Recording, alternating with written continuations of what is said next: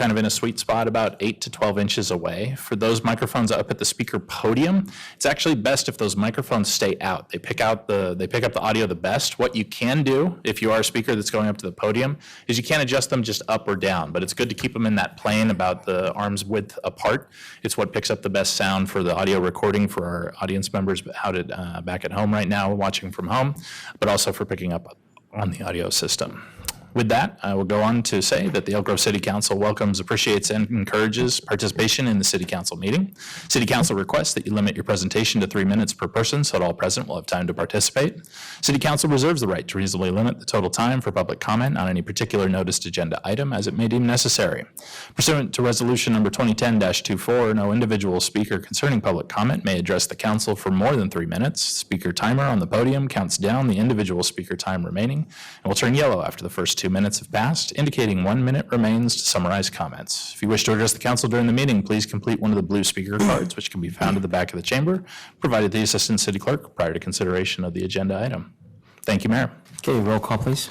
For the roll call, Councilmember Nguyen is absent. Councilmember Hume? Here. Councilmember Suen? Here. Vice Mayor Detrick? Here. And Mayor Lee. I am here. And let's move to the next item. I'll take us to Section 2, approval of the agenda. I will note that there was, I'm sorry, I'm a step ahead of myself. I'll go back to item 1.2 for the pledge. I'd like to invite Mr. Connor from Franklin High government class to lead us in the pledge, please. Come on up, sir.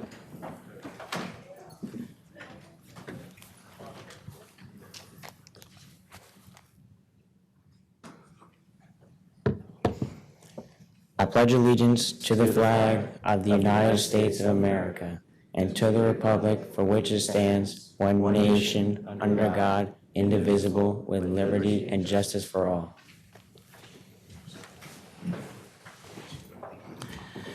Thank you, Mr. Connor. Next item is moment of silence at the beginning of every regular city council meeting. The council would like to invite members of the public to join us in a moment of silence. If you could, join us, please.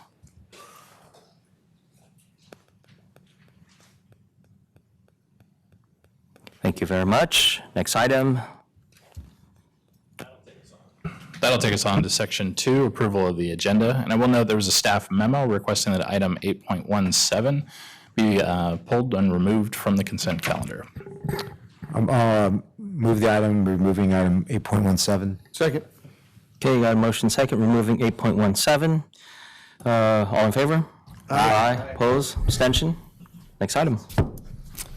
Under Section 3, we have no closed session items, which will take us to Section 4, our presentations and announcements, starting with item 4.1, which is a presentation of a donation from Dreaming Dog Brewery for the Veterans Memorial.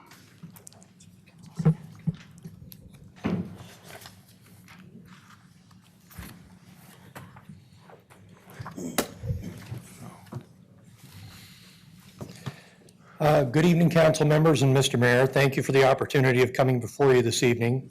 Dreaming Dog Brewery is known to this body for its ongoing struggles with CNU and their proposed hospital project, but that's not the reason for our being here this evening.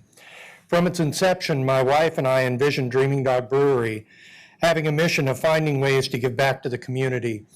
In 2019, we were able to donate to the Elk Grove Police Canine Association, the Officer Tara Sullivan Memorial Fund, the Sierra Nevada Resilience Project supporting the Butte Strong Fund for campfire relief.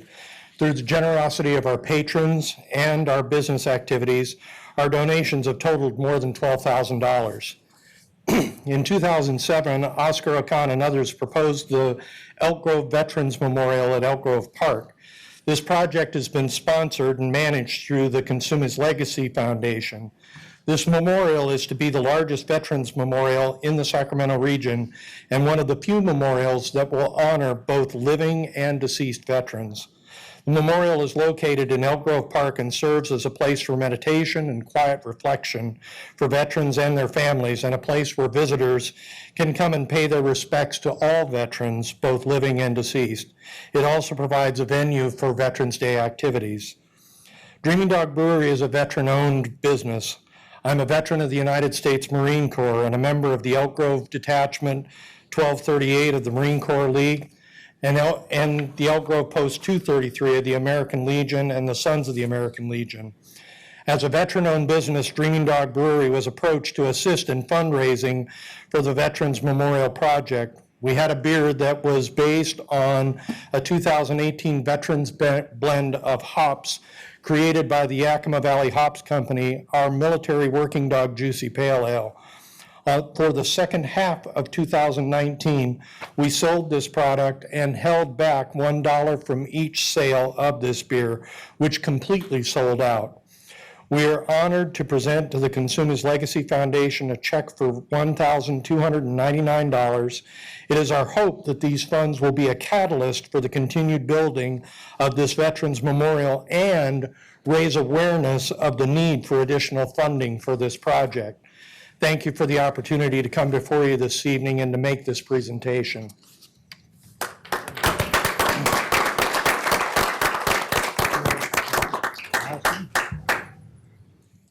Here you go. Thank you. Thank you, sir. Yeah.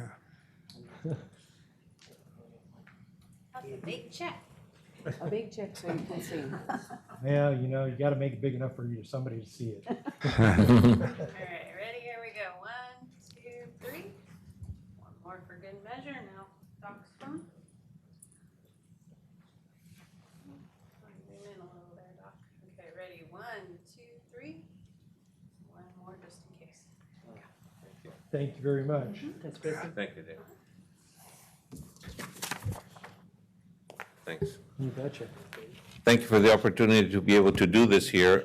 In 2001, when I moved into town, I noticed that we didn't have a Veterans Memorial or Veterans Hall, and as of tomorrow, we'll have the hall.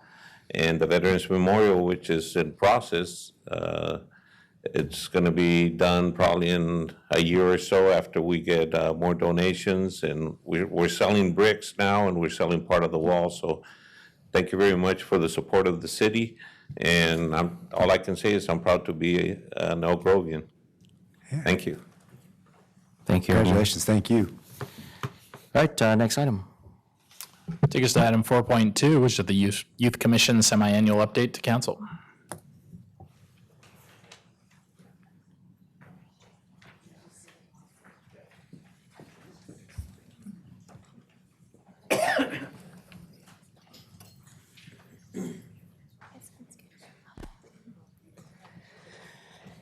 Good evening, Mayor and members of the City Council. My name is Carrie Monty, Administrative Analyst for the City of Elk Grove and Advisor for the Elk Grove Youth Commission. This is my 6th year as Advisor for the Youth Commission, and I have to say, these kids continue impressing me year after year. This commission has some great ideas and is learning a lot about what it takes to make those ideas come to life. They have a great vision and are excellent representatives for the youth in Elk Grove. Tonight, the Commission has prepared a presentation of their mid-year progress and plans for the next few months. I'll now turn it over to them for introductions and presentation. Hi, I'm Shay, Vice Chair of the Youth Commission. Good evening, my name is Mita. This is my 2nd year on the Youth Commission and I'm Secretary. Good evening, I'm Tess Gonzalez. This is my 3rd year on Youth Commission, and I'm just a regular old Youth Commissioner, but I'm a veteran. Good evening, I'm Ethan Lau. This is my 1st year on the Youth Commission, and I'm also just a regular Youth Commissioner. Good evening, my name is Julia Nguyen, and I am a 1st year member of the Youth Commission, and I am just a commissioner. Good evening. My name is Brandon Pham. I'm the historian of the Youth Commission.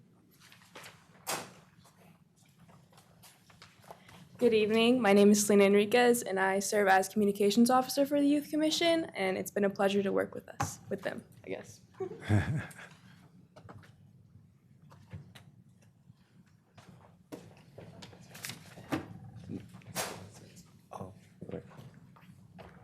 Oh, there it is.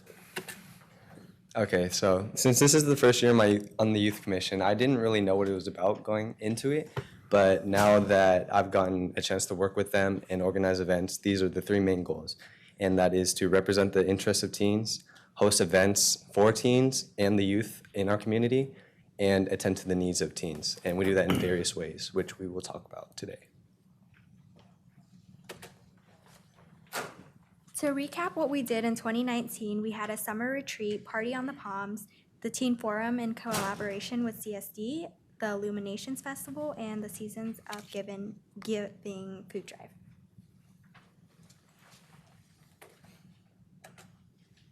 So the first event we held was our summer retreat. We had 5 new members this year, and we met and we did icebreakers to get to know one another. We also discussed our code of ethics, the Brown Act, and our duties as a commissioner.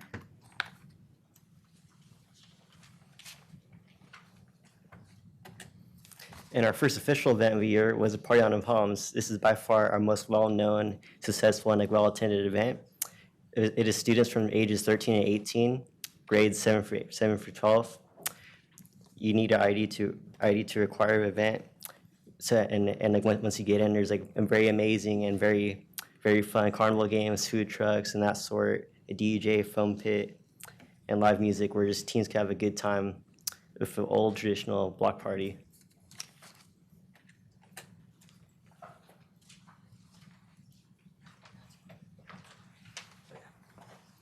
Our teen forum took place in collaboration with the Teen Action Committee, and we got in groups and talked about issues that most affect the youth, and we got to eat nachos and popcorn. Nice. This was our second can drive, and we had one last year, and this year we collected over 600 items to donate to the Elk Grove Food Bank, and we had it just right out here, I think during one of the meetings actually, and it was really great to see just all the people come out, donate cans, all the little kids come in and get their hot chocolate, and it was just a great experience.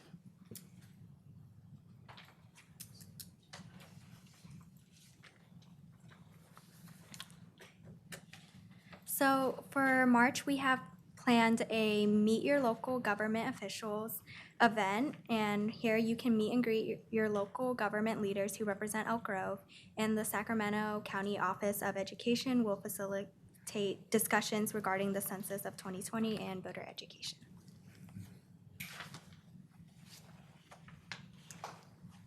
And we also have another upcoming event called Water, Fun, and Sun, and it's April 25th, and the goal of the event is to get youth more involved with sustainability and safety regarding the elements. So this includes like sunblocks, drowning, everything that falls under that category, and also focusing on the climate crisis that's upcoming, but trying to make it so it's not so heavy-hearted and making it a lighthearted event that makes people want to learn. So there are going to be like activities, so we'll have like vendor booths and people will come around, play games, win prizes, and we hope that everybody just has a great day learning and making new friends. Okay. Oh, yeah, sorry. One more. Thank you. Oh yeah, that's a good idea. Do you have any questions for us? Are there any questions? Go ahead, Councilman. Thank you, Mayor. Thank you all for your hard work. These are some exciting events coming up. I just want to make sure that we'll all get invites for these dates and calendars. Absolutely. Okay, great. Thank you. Mm-hmm. Anything else? All right, Vice Mayor. Yeah, you guys are doing an awesome job. Keep up the good work. Love seeing every year kind of the expansion. And Carrie, thanks for your leadership with this team. Okay, good job, guys. Keep it up. Thank you.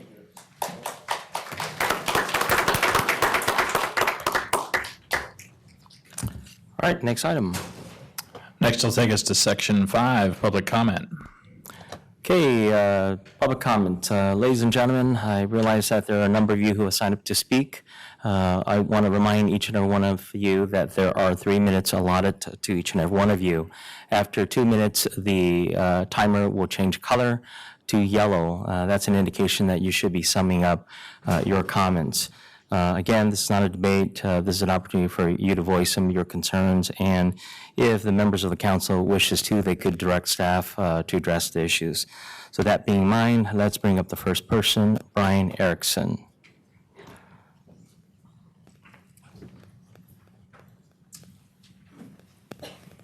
Getting kind of used to being here. I'm Brian Erickson of Big B Construction, subcontractor for the Elk Grove Aquatics Commons project. There was some confusion in the last meeting, and I think it was cleared up, but just in case, I want to make sure that you're all aware that Big B Construction was sued by the city. I think the city figured the only way for them to get everybody to the table was to sue Wilden and their subs and sue Arnst and their subs, simply for the reason Wilden and SWA would not participate and still haven't. I want it known that Arnst and Big B have always encouraged the early resolution long before the direction was given to Big B to remove the horrific design. There was a meeting. In that meeting, Bob Murdoch asked Arnst and I, "What would you do if I told you to tear out the concrete?" Arnst responded, "You know it's the design, Bob. You told us so. You know you can't put a design issue on the general contractor. It's the law." Bob, why would you want to start that fight? Bob Murdoch did not have any response. But here we are, Arnst and Big B, right in the middle of everything we tried to avoid very early on. The avenue the city took was a bullying tactic and the way for Bob Murdoch to protect Wilden, even after the email Jeff Warner putting the entire blame on Wilden's bad design. The city has said several times they couldn't pay Big B. We didn't have a contract with Big B. This is simply not the case. You can pay Big B through Arnst if you see so. The city has also said they want to get Wilden to participate. You have been given an avenue to get them to participating by simply not paying them, just like you didn't pay Big B. You pay Wilden almost $2.4 million a month. The city could pay me what they owe me, and in a couple of months of not paying Wilden, have all your money back. Have you stopped paying Wilden? Probably not, because the city wants those contributions and the bonuses. This is on a way to almost 3-year battle, probably ending in a jury trial. Very costly for the taxpayers of Elk Grove, especially with an outsourced law office that would love it to last forever because it's just money in their pockets. Thank you, sir. Our next speaker is David Anderson. Following David Anderson is Mark Graham. Good evening. I'm David Anderson. 2 weeks ago at the last city council meeting, I entered the meeting thinking you city council members were poorly informed by staff of the Elk Grove Aquatic Center litigation, and I could enlighten you to the fundamental facts. I was wrong. You didn't listen. For months, Big B Construction and its supporters have been bluntly telling you facts you've willfully ignored. 2 weeks ago, your ignorance and arrogance was on full display. For one of you, and I assume all of you, to not even know who the city is suing is the pinnacle of disrespect. What do you do in all those closed sessions? But not to be outdone, the city legal staff does not seem to know what the city is suing for. In the lawsuit naming Arnst Builders and Big B, the city alleges Arnst and Big B failed to provide, quote, testing, sampling, and observation of construction, unquote. Both Arnst and Big B do not have quality control as part of their contractual obligations. You should know that. Quality control was a responsibility of the city. That is why you hired Roblin Construction and the IOR as part of your construction management team.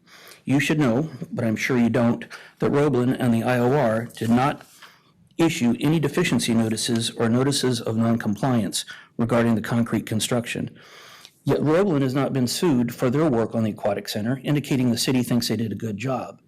How is it that the city alleges failure to test, sample, and observe the construction by Arnst and Big B 6 times in the lawsuit, when that is clearly the job of Roblin, and everybody thinks they did a good job? Without deficiency notices or noncompliance reports, why did the concrete fail? Design, but you knew that. So the city council does not know who they are suing, and the legal staff does not know what they are suing for. A classic case of the blind leading the blind. In my opinion, Arnst and Big B are going to wipe the floor with the city of Elk Grove. You deserve it. But the citizens and taxpayers of Elk Grove did not bargain for a city council more interested in donations from Wilden than taking care of business. I hear the same theme on different issues constantly in my short time appearing before the city council. You are indifferent, ignorant, arrogant, and easily swayed by an easy dollar. If you think you have a good moral compass, perhaps you can explain why you are suing Big B. At least I'm listening. Thank you, sir. Our next speaker is Mr. Mark Graham. Following Mark Graham is Tyra Josie. And Mr. Graham submitted a PowerPoint presentation to accompany his comments. Those were submitted within 24 hours of the city council meeting. Pull that up here.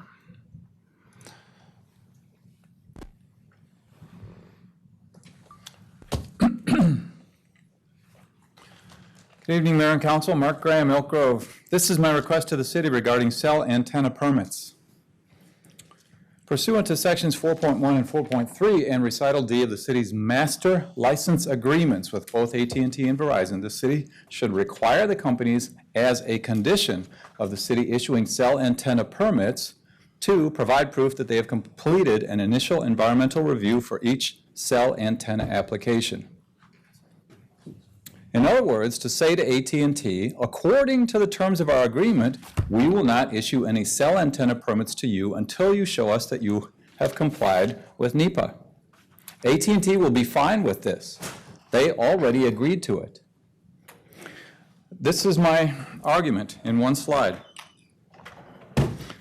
Do you understand my request and my argument, council members?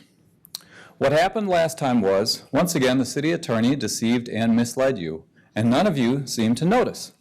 Council members, one thing you did not hear from the city attorney last time was NEPA does not require AT&T to do anything related to a cell antenna permit.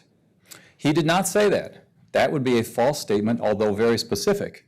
He said NEPA does not apply, which is vague and ambiguous. That is partly true and partly false. Apply to what and to whom? NEPA does require AT&T to do X. It does not require the city to do Y, and I never said it did.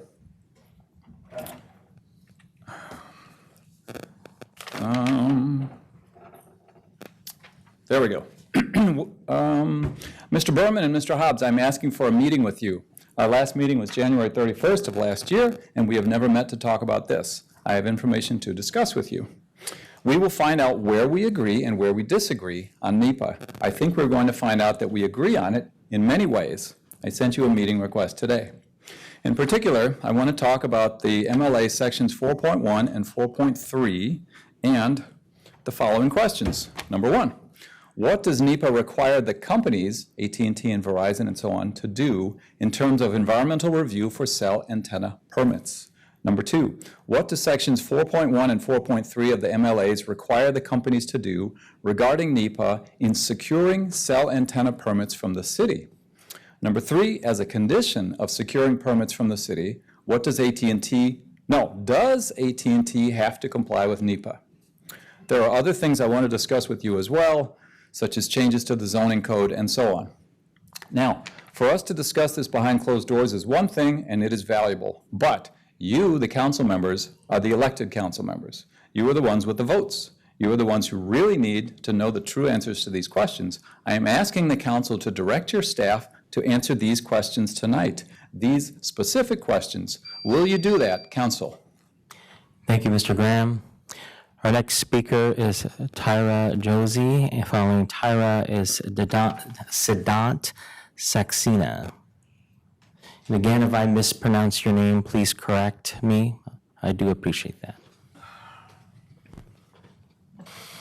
Hi. Okay. Hello, City Council. Today, you will see, once again, a number of very passionate students driven to protect their immediate environments. It's been nearly a year since we've last talked to you about styrofoam, which means it has been about half a year since we began taking part in our EPS stakeholder group that we both agreed on. But these past months have been a little frustrating in a couple different ways. Despite this being my and a few other of my club members' senior years, despite us having to focus on school and applying to colleges, we chose to antagonize over this and work towards this legislation for a long time. Other involved citizens who really care about this city have also put in time and effort to discuss styrofoam with corporate lobbyists. Corporate lobbyists who, I have to remind you, do not care about the health of Elk Grove citizens, who will put that at risk for their own profit, who don't represent Elk Grove locally. So therefore, progress towards our original goal for environmentally friendly packaging has been painfully slow, and we are still at stage 1. Despite this stalemate, we are trying our best to stay positive and strong because this is important to each one of us. So we urge you now to break this endless pattern. Please focus on the bigger pictures and protect your true constituents. I know that you want the best for the city, and I know that you have climate goals that you want to work on too. We have compiled a survey of restaurant opinions on styrofoam, and it's really valuable, reflective information that I hope you guys use to the best of your knowledge. There is obviously a global environmental movement knocking on all of our doors right now. So please make EPS legislation a serious priority that will accelerate us along into that movement. Thank you. Thank you, ma'am. Next speaker is Siddhant Saxena. Hello. Okay. Good afternoon, ladies and gentlemen of the board. Elk Grove has always been a city that's prided herself on being willing to develop into something greater. Starting off as a mere stage stop in the 1850s, Elk Grove grew quickly, establishing the first public school in California within just 3 years of her existence. And she only grew from there. We had CA's first rural library, high school, and park, and that's before we even became a city. And once we did in 2001, we didn't rest on our laurels. In fact, we grew even faster than before, quickly becoming the fastest growing city in 2004, a title we held for a year. I bring up these examples to show that we've never been afraid to do what bigger cities have done, despite being a smaller town ourselves. And I don't see why styrofoam should be any different. It's been done in cities across the nation, as close as San Diego and South San Francisco, and it would go a great distance towards making Elk Grove a far greener city. I do know that there has been a committee made towards the banning of styrofoam, but quite frankly, it's really just been spinning wheels. As a citizen of our city, look to both to our past and our possible future, I believe that it is in the best interest of Elk Grove to take decisive and rapid action towards waste, especially styrofoam. Please make EPS legislation a priority. Thank you for your time. Thank you. Next speaker is Amrit Atwal.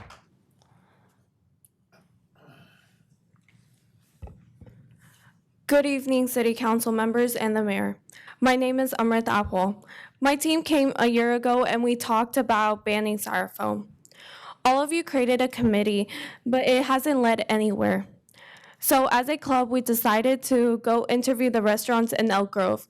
Most of the restaurants were willing to switch to sustainable containers. Also, the restaurants using EPS and sustainable containers were evenly distributed. With this information, I hope we can move toward a greener city and take some action. We really urge you to make EPS legislation a priority. Thank you. Thank you. Next speaker is Mariam Nakia. Good evening, council members. My name is Miriam Nikayan. As you know, our community is working to restrict the usage of a non-biodegradable product called EPS for takeout food containers. EPS is more commonly known as styrofoam. We are speaking out because we want you all to keep styrofoam as a priority, considering our input and research done on the countless negative impacts it has on the environment. We have collected surveys of restaurant owners, and they have conclusively supported the use of environmentally sustainable materials. Keep in mind that several major cities in California have passed this ban, including San Diego, San Jose, San Rafael, and South San Francisco, just to name a few. Even CEOs of major companies have taken a side against the detrimental effects of climate hazards and have pushed forward with a more environmentally friendly viewpoint as well. As noted by the New York Times, the influential financial titan BlackRock has announced it will be considering only environmentally sustainable investments. So if they have the urgency to change their practices, why aren't we transitioning to a greener future? By passing the legislation to encourage the use of environmentally appropriate food containers, we as a city can take a small supportive step towards a cleaner future for all. Thank you. Thank you. Next speaker is Amrita Kaler.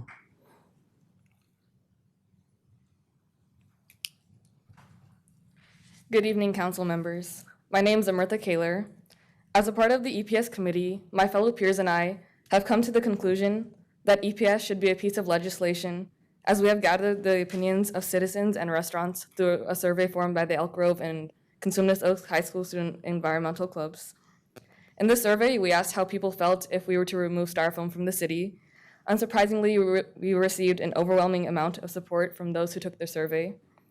The restaurants we asked were willing to use more sustainable options in replacement of styrofoam. Thus, we believe it is necessary to take action now and maneuver the city into a greener direction. Thank you. Thank you. Allison Yee. Following Allison is Briley Meyer. Good evening, City Council and staff. Hello, my name is Allison Yee. As of last year, we got the community involved with working to restrict expanded polystyrene use in the city. You guys voted as a result from this to create a stakeholders committee so everyone who was a part of the discussion, like the high school clubs, concerned citizens, and others could talk about expanded polystyrene or styrofoam. Personally, as a part of this group, I have felt it has not been very productive over the past year. Noted in the city's 2019 general plan S-18 Action 6, it stated that the city wanted to consider adopting a policy to reduce or restrict the use of polystyrene foam or styrofoam to-go containers. Because the city wants to move towards a greener environment, I feel it would be best for the city to make legislation on reducing polystyrene foam even more a priority. The environmental clubs have conducted a recent survey asking a number of restaurants in the area their thoughts on styrofoam. We found that more than half of the restaurants who use styrofoam would be interested into switching to more sustainable options, and that citizens like myself are willing to bring this discussion to you. It is in your best interest to move Elk Grove towards a cleaner future. Greener and cleaner cities produce more interest from tourists and happier citizens. Please make expanded polystyrene legislation a priority. Thank you and have a wonderful evening. Thank you. Briley Meyer. Briley. Going once, twice, okay. Hannah Ray Villarreal. Come on up.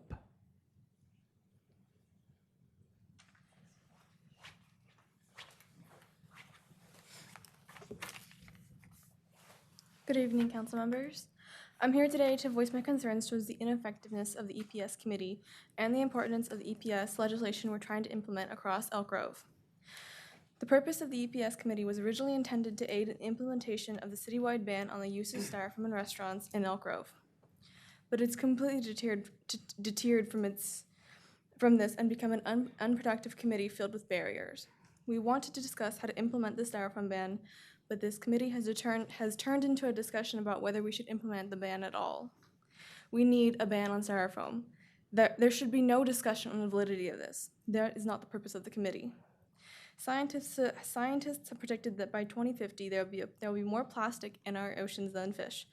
937 million tons of plastic compared to 895 million tons of fish. Our world is filled with styrofoam. Our oceans are spilling over with it. We have the ability to stop this, so why aren't we? I know this legislation is just for Elk Grove, but we can be part of a bigger movement, a movement for a more sustainable world. Banning styrofoam is essential to bringing Elk Grove into a greener future. Everyone on this council needs to acknowledge this, and this legislation should be made a priority to this council. Thank you. Thank you. Next speaker is Luisa Aguirre. Luisa is Selena Enriquez. Hello, my name is Luisa Aguirre, and I am part of the Elk Grove High School Environmental Club. And the EPS stakeholder group hasn't been advancing and moving towards the future, promoting a sustainable community and protecting the natural environment, as stated in our city goals, should be taken more seriously as it will affect our future generations.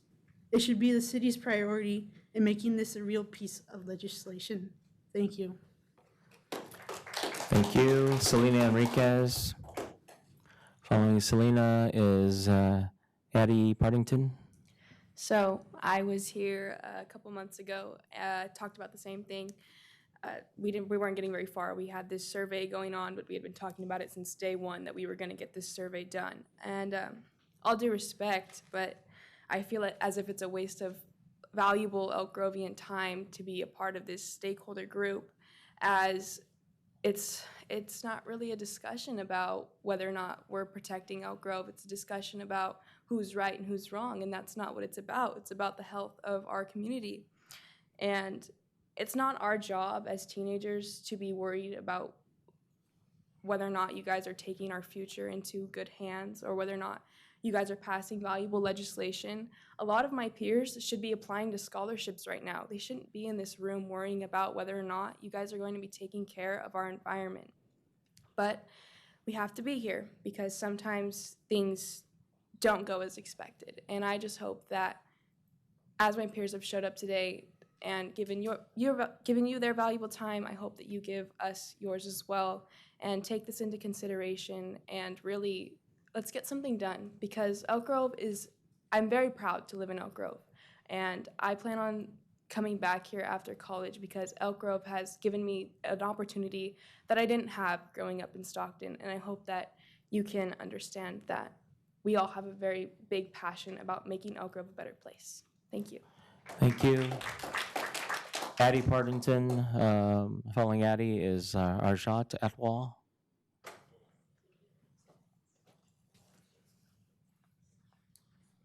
Good evening. Can you hear me? My name is Addie Partington, and I am a member of Elk Grove High School's Environmental Club. I would greatly appreciate it if you made EPS legislation a priority. It was evident to me when you created the committee that EPS legislation was not your priority. This committee has proven to be inefficient. There is no way that it could become efficient. There is a clear power imbalance in the room where the meetings are held. Paid corporate lobbyists and unpaid high school students will never be able to agree on the right way to deal with EPS. The discussion has remained an argument. I believe that the city has been dragging out this problem already. This issue could have been solved in a few months, but the committee requires that we drag this out for at least another year. This isn't right.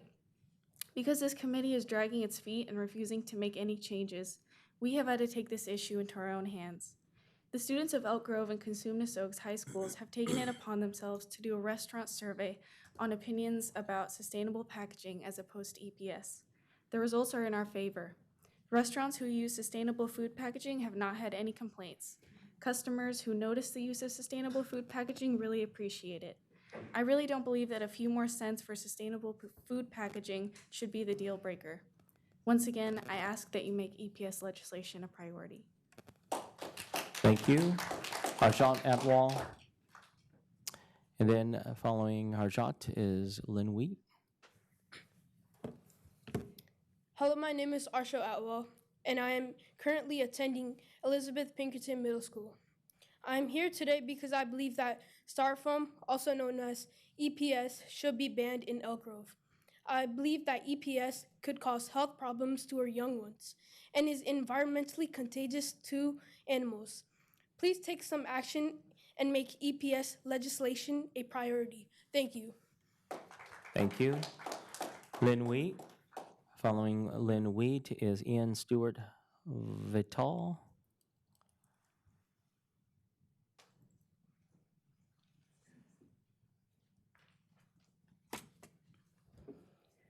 Good evening, Mayor and council members. First, I want to thank all the young people for coming out tonight and for speaking their passion. They are what has kept me coming to city council meetings and fighting so hard for those generations that would come before us. And they have run into the same barriers, but you know what? They're indeed smarter than I am. They figured it out a lot sooner than I have. I have continued to come before you and not just complain, but bring up what I thought were possibilities for a better future for Elk Grove.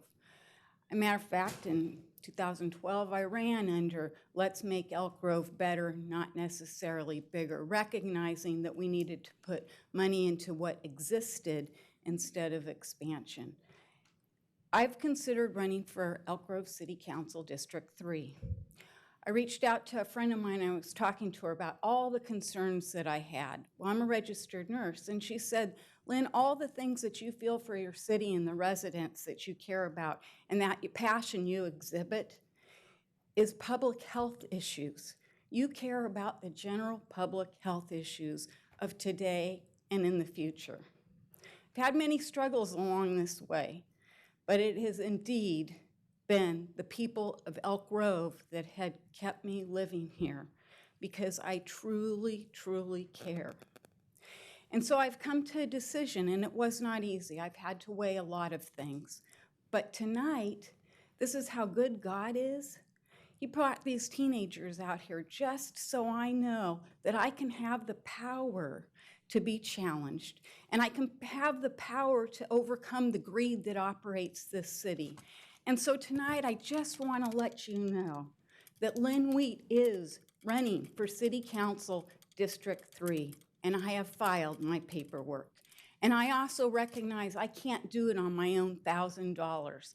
And so indeed, to make it a more realistic campaign, I will be going after donations for those people that have the same passion that I have for our city and that want to see the same thing for our future generations. And indeed, it does begin with removing styrofoam. That is not difficult. Thank you. Thank you. Our last speaker is Ian Stewart Vitale. Ian, going once, twice. Ian. All right. That's it. All right, let's move to the next item. Take us to Section 6, General Administration Information. Jason, before you start, I'd like to just make a couple comments. First of all, Lynn, congratulations on your quest to get on the Elk Grove City Council. Since it's my seat that you'd be running for, I wish you the best of luck. As most of you know, that I will not be running for re-election. And to all the young people that are in the audience that came up here and spoke, your passion is remarkable.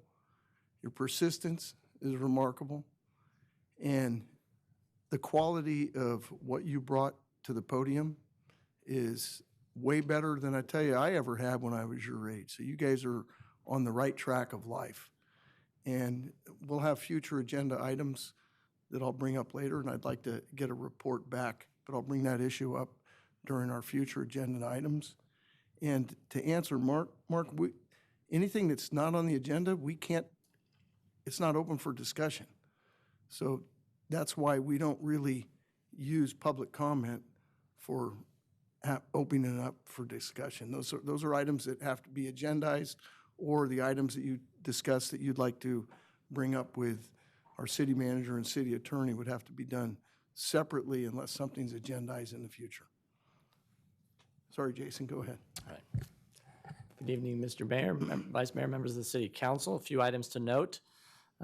The online application period for various grant programs for community events, CDBG, Community Development Block Grant, and our Community Service Grant is now open. There's going to be a workshop coming up on February 4th here in the council chambers at 2 o'clock and also at 6 o'clock to help potential applicants through the process. Also excited about our grand opening for our new community center at District 56. It'll be open to the public from 4 to 7 tomorrow evening. Hopefully everybody will be able to make it and come out and see this amazing new facility for our community. At that same facility, The following week, on January 31st, the city and the city's Diversity and Inclusion Commission will partner with the CSD to celebrate the Lunar New Year. And that'll be on Friday, January 31st from 6 to 9 p.m. at the center at District 56. We're also starting a planning process for Old Town.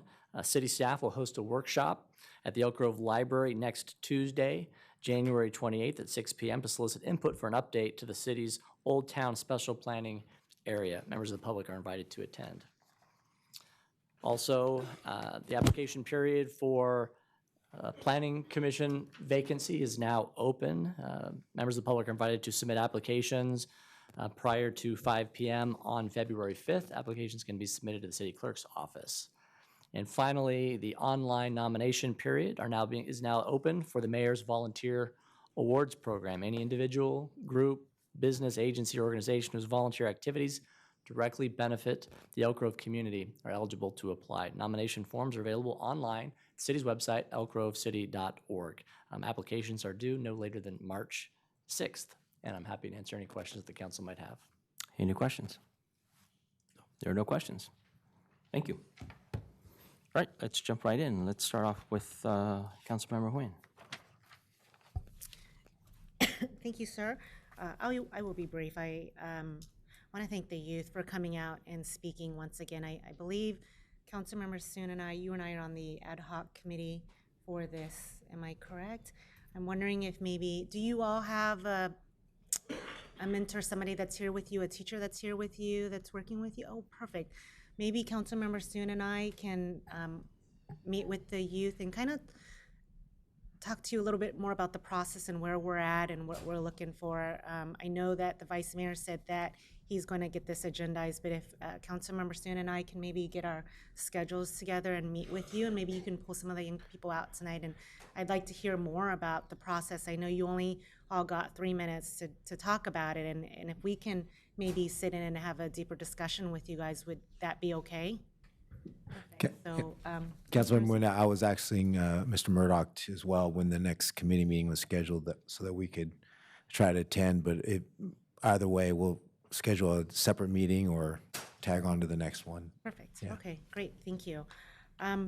I had the opportunity to attend the MLK March, the regional one, where thousands of community members came together, and we marched from Sacramento City College, did a loop, and came back to an expo. It was such a wonderful event. I've been going to that for years. I love seeing how it's grown, and more of our community members, partners, and our city here and our staff, our police chief was there, being involved and having a booth there and showing the Elk Grove spirit. So I do appreciate Mr. Bierman having our city be a part of that.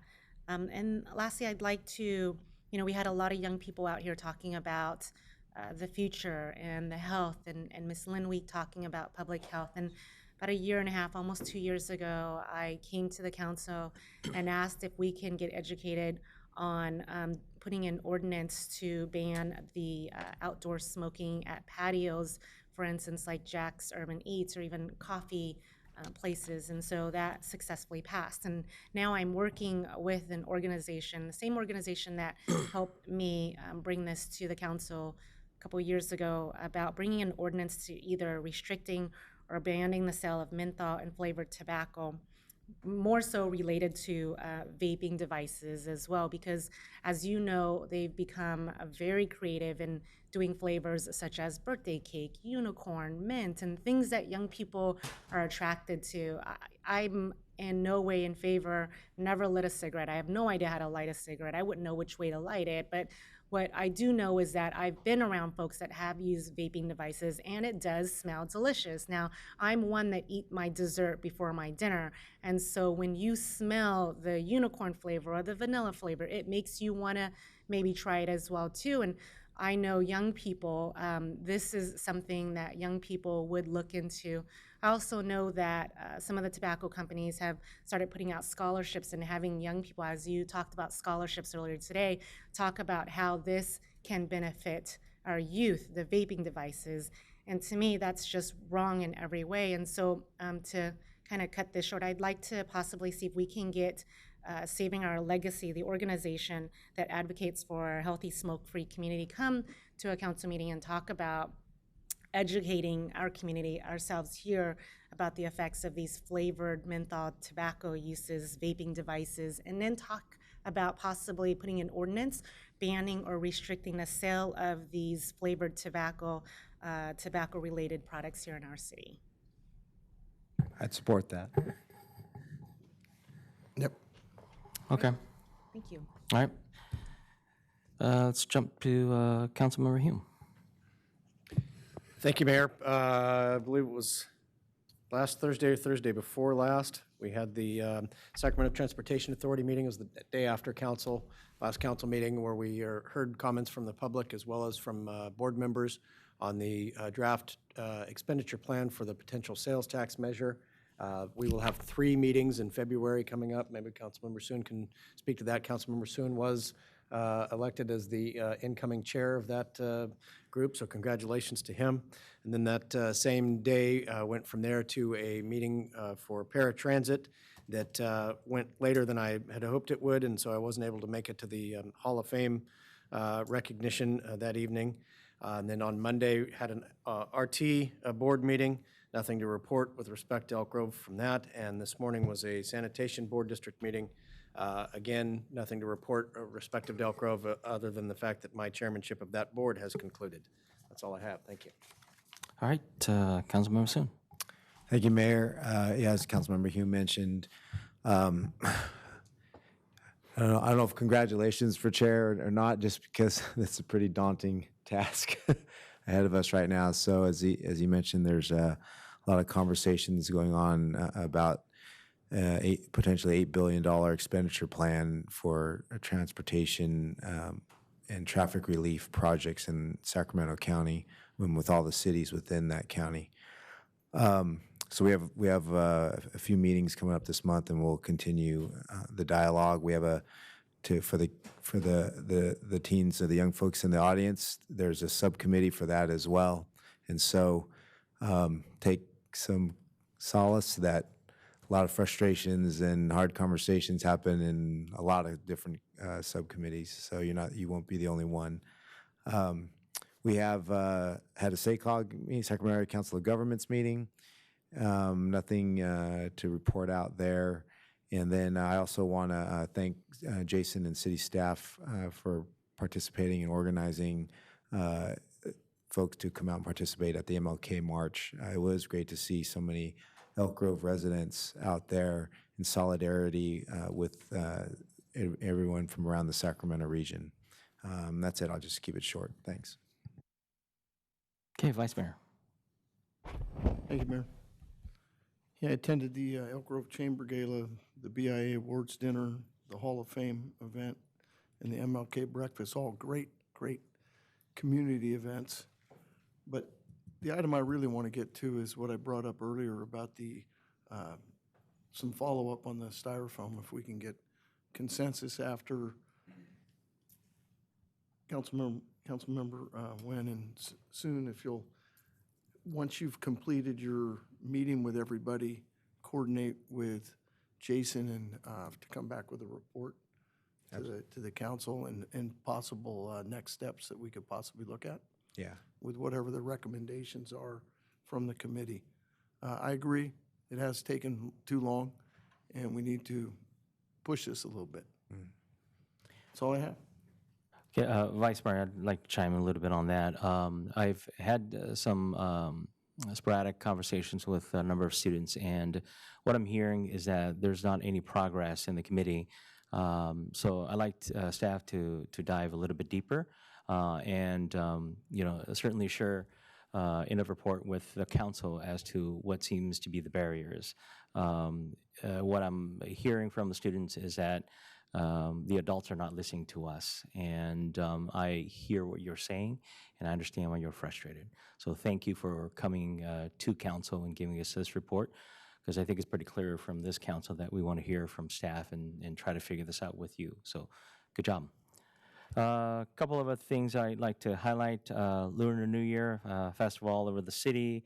I think between myself, Councilmember when and soon we've been running around. So not to mention, we do have our very own celebration, as highlighted by the city manager, coming towards the end of this month. So make sure that all of you attend that as well. Want to highlight the second annual Martin Luther King breakfast that our community had here in the city of Elk Grove. I felt that this being the second, it's growing in numbers, and I'm looking for it to be even larger than that. Of course, participating in the 365, I thought that crowd was huge, and it's pleasing to see the number of Elk Groves out there, as well as council members that are out there as well. So, had sanitation today, as Councilmember Hume mentioned, nothing to report, and I have air quality tomorrow, and that is it. Next item. Take us on to section 8, the consent calendar items, and I'll just note the memo and the action to remove item 817 from consent. But we do have a speaker also signed up for this item. Okay, want to open for public comment, and would like to invite Ms. Lynn Wheat to come on up.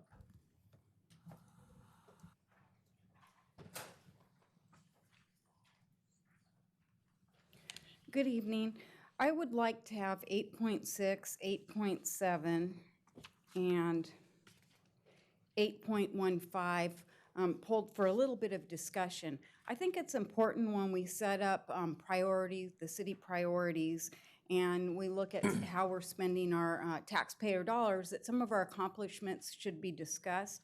And it's all put under consent, and so there's really no discussion about it or to highlight really the achievements. And I don't know that those in the audience would have had time to read this, but our staff has received several grants, and I think that we ought to acknowledge that. Many important projects along the way have been completed, and then our budget is looking pretty nice with what the staff has done for us as a city. And I think that we just ought to have some discussion on that and just not put it under consent items where we don't talk about these issues that I believe are important. Because it does show our progress within our city, and if people aren't seeing what has happened, then we can identify that if we have some discussion. But when it's hidden under consent, that doesn't really make it available, and people don't necessarily have the time to go through every consent item. Thank you.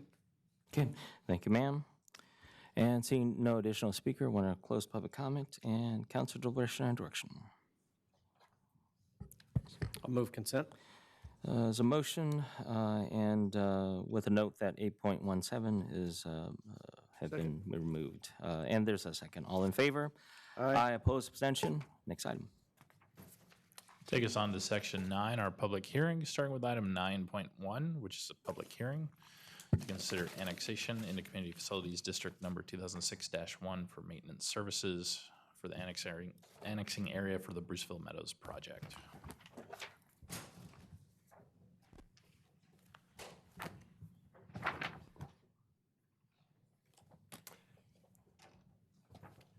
Good evening, Mayor, Vice Mayor, Council.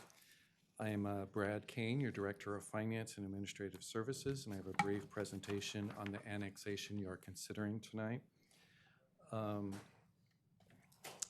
The city has about 8 special tax and fee districts in the city. The requirements are specific for a project or geographical location or the building use on what or who is annexed into what district. The annexations are typically a part of the project approval process, and there is an annual rate adjustment with each one of the districts. The project annexation before you tonight is Bruceville Meadows, CFD 2006-1. 2006-1 provides funding for maintenance services. Some of the things that are funded are public parkways, parks, open space, medians, also operation costs at the community center and the rec center are also eligible for to receive funding from that. Bruceville Meadows had already gone through some prior annexations for 3 other districts back in October, and those districts that they annexed into was the CFD 2003-2 Police Services, the Street Maintenance District, and the Stormwater Drainage fee district. And so with this annexation, they will have completed their process of joining each of the special districts that they are required to.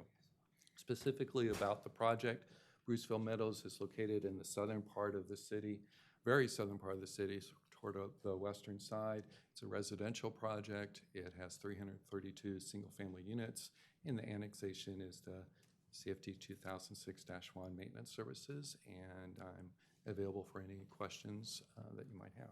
Are there any questions? There are no questions. Thank you.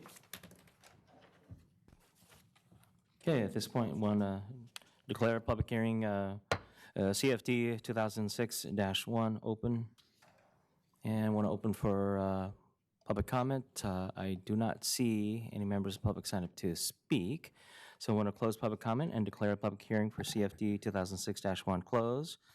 And open for any motions. Motion A1. Second. Motion A1, got a second? All in favor? Aye. Aye, opposed? Abstention? All right, tabulation, please. Of 332 possible votes, 332 affirmative votes were cast, authorizing the city of Elk Grove to levy a special tax, the rate apportioned and described. The measure passes with more than 2/3 of all votes cast in the election in favor of the measure.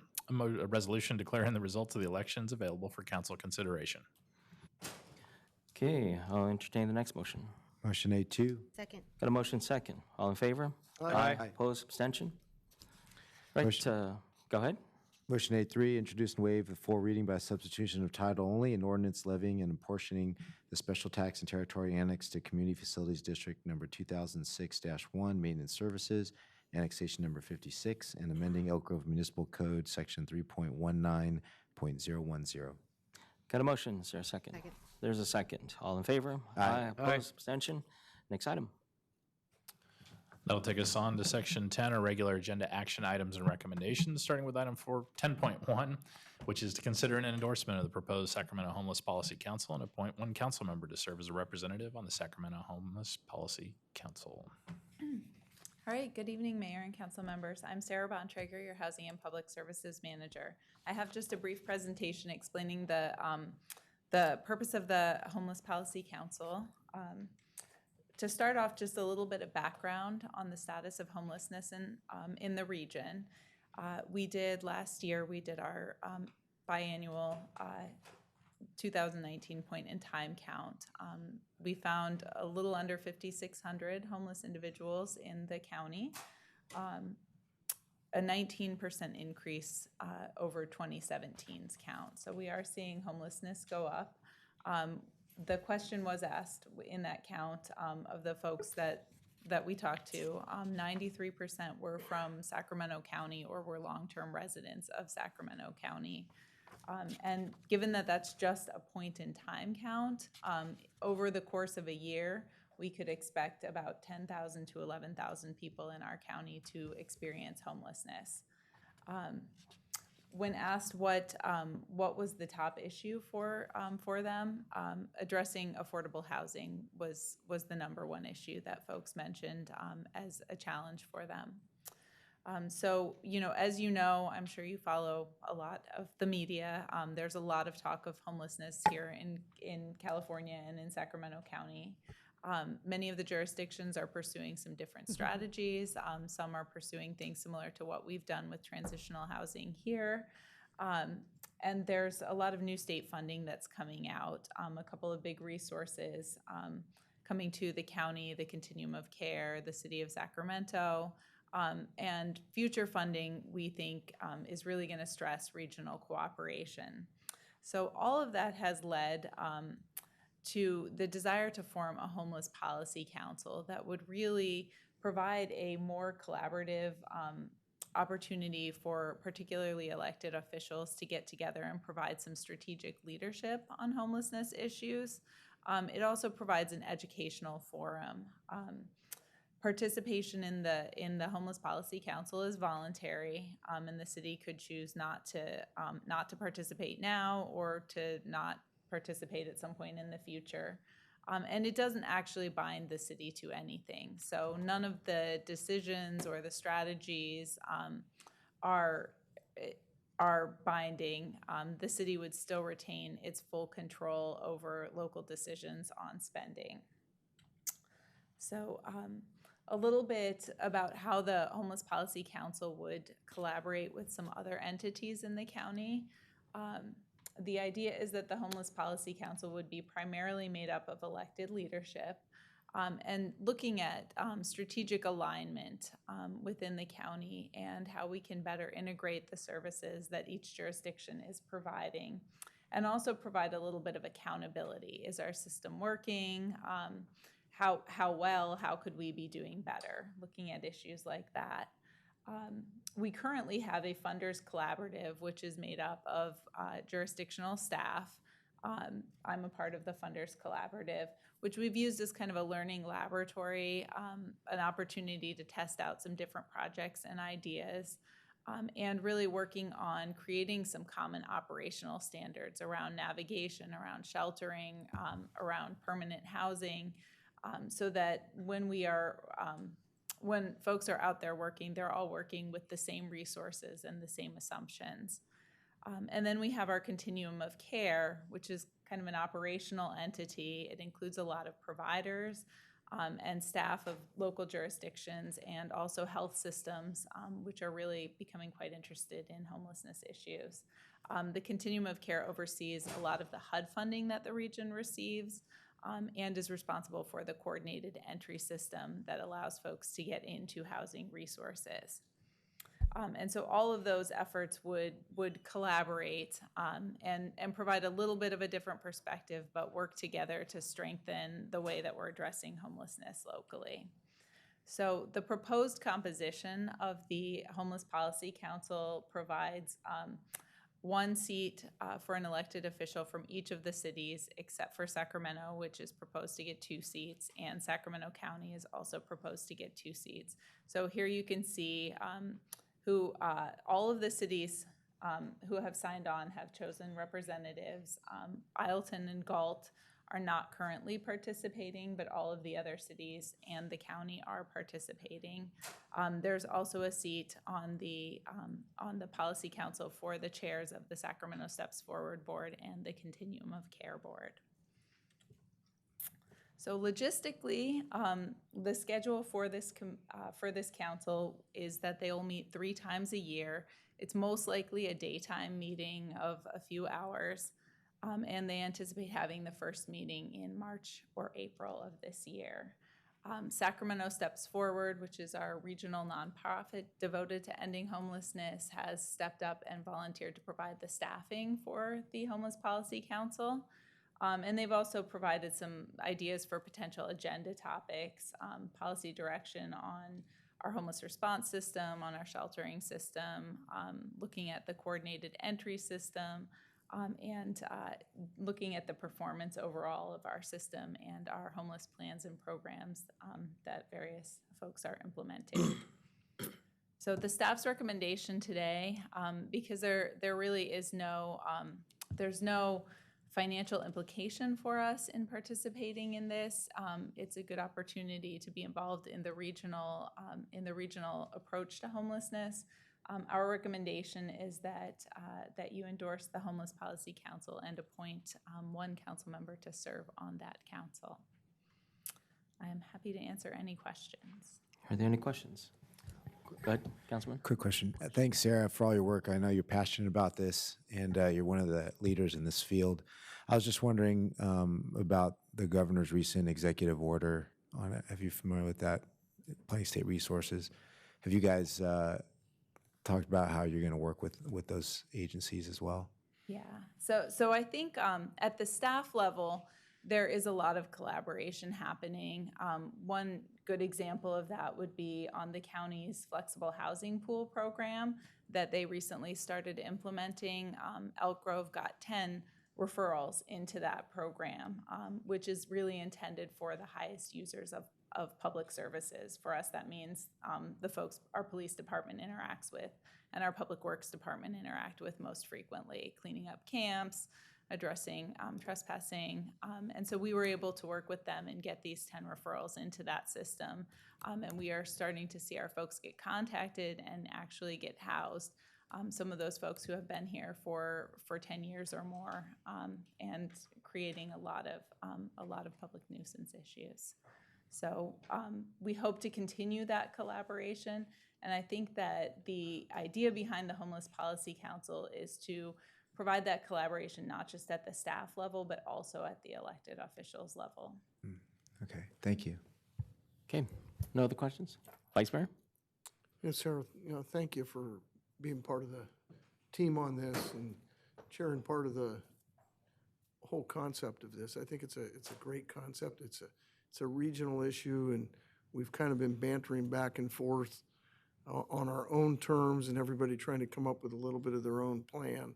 And I think having a comprehensive review over the whole region to come together to take care of that, I think is a great idea, and applaud you for being part of that, and look forward to hearing if I would probably nominate Councilmember Nguyen in order if she's willing to do that, but I don't know if anybody else has an interest as well. Okay, any other questions? No? Okay.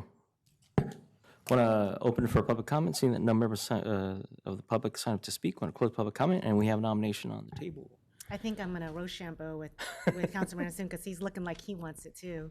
I'm debating. I mean, I'm dealing with it there's a lot of homeless encampments on the levees right now, so I've been getting a crash course on this issue.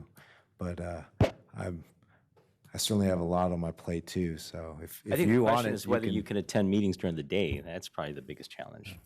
Yeah, and I think this aligns with the work that I do during the day already, and so I would be able to bring a lot of that to the table as far as service providing, how that can work regionally as well too. So I do bring that experience. So I would love to serve on this. Actually, when I saw this, I thought this is a great idea. I think we do need to come together regionally to talk about what we're all doing, what works, what doesn't work, and how can we help each other out. But I would love to be on this. Yeah, I'll second Vice Mayor's. So I'll officially nominate Councilmember Nguyen for this spot. Is there a consensus? Yes? Yeah. All right, Yeah. we're good. You got it out, Sarah? Yep. All right, let's move to the next item. Take us to item 10.2, which is to receive a presentation on recent economic development activities and market information.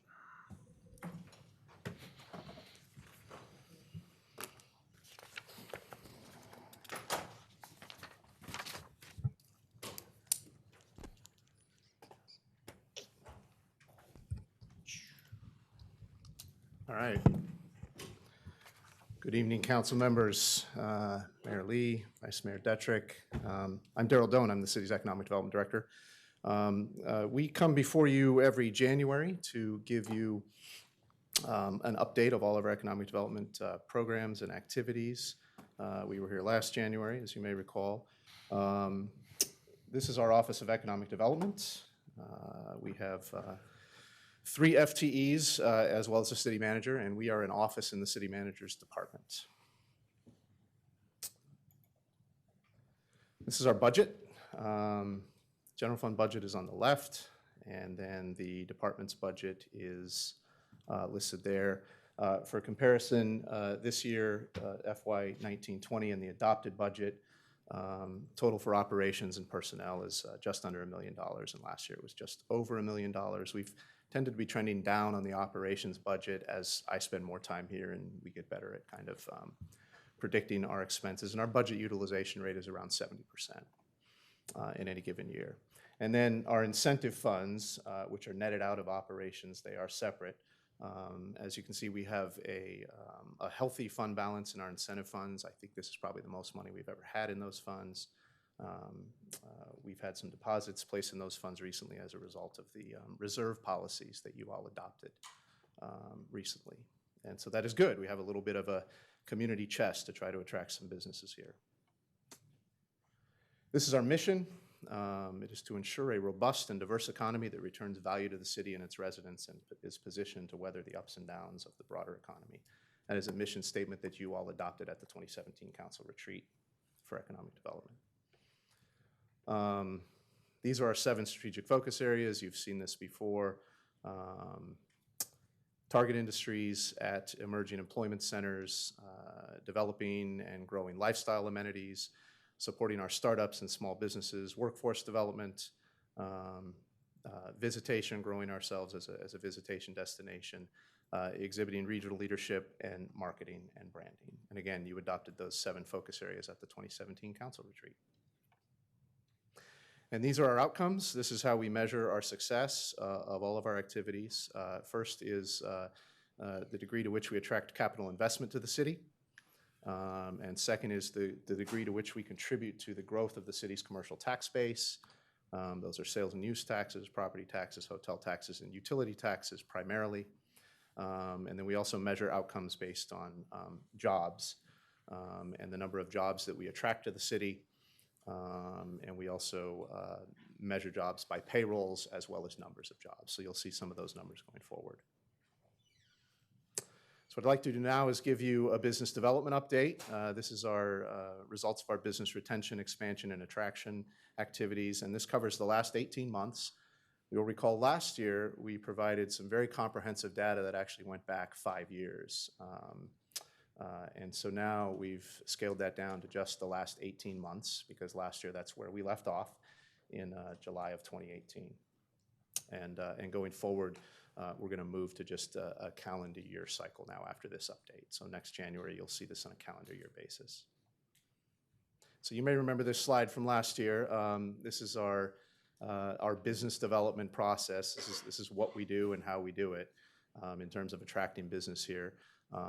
We look for leads, and that's a regional and statewide effort. That's a business with a facility need that we become aware of, and we engage that business. That's the relationship building stage of economic development. We try to turn those leads into prospects. Prospects are businesses that are actively evaluating Elk Grove and who we are assisting. And we try to turn those prospects into locates. Locates is a sort of a silly term. What it means is it's a business that has selected Elk Grove as a place to do business and intends to move forward with opening a facility, but hasn't yet moved forward with that. So that's a real important step in the process. Previously last year, we chose to report locates along with openings and say that those are the number of jobs that we created in the community. We've rethought that a little bit because we think that's a little bit of counting your chickens before they're hatched. It's fairly standard in the industry to do it that way, but what we've done is we've pulled business openings out of locates and we're reporting them separately this year. And I think that's more of an accurate way to say how many jobs we added to the economy. There's no perfect way to figure out how many jobs you've added to the economy. You've heard me say that. Even at the business opening stage, we still don't know if the promised jobs are on site unless we go out there and count, and we can't do that. And a week later, that number could be different because businesses fluctuate their job counts pretty regularly. So we do the best we can to track this data.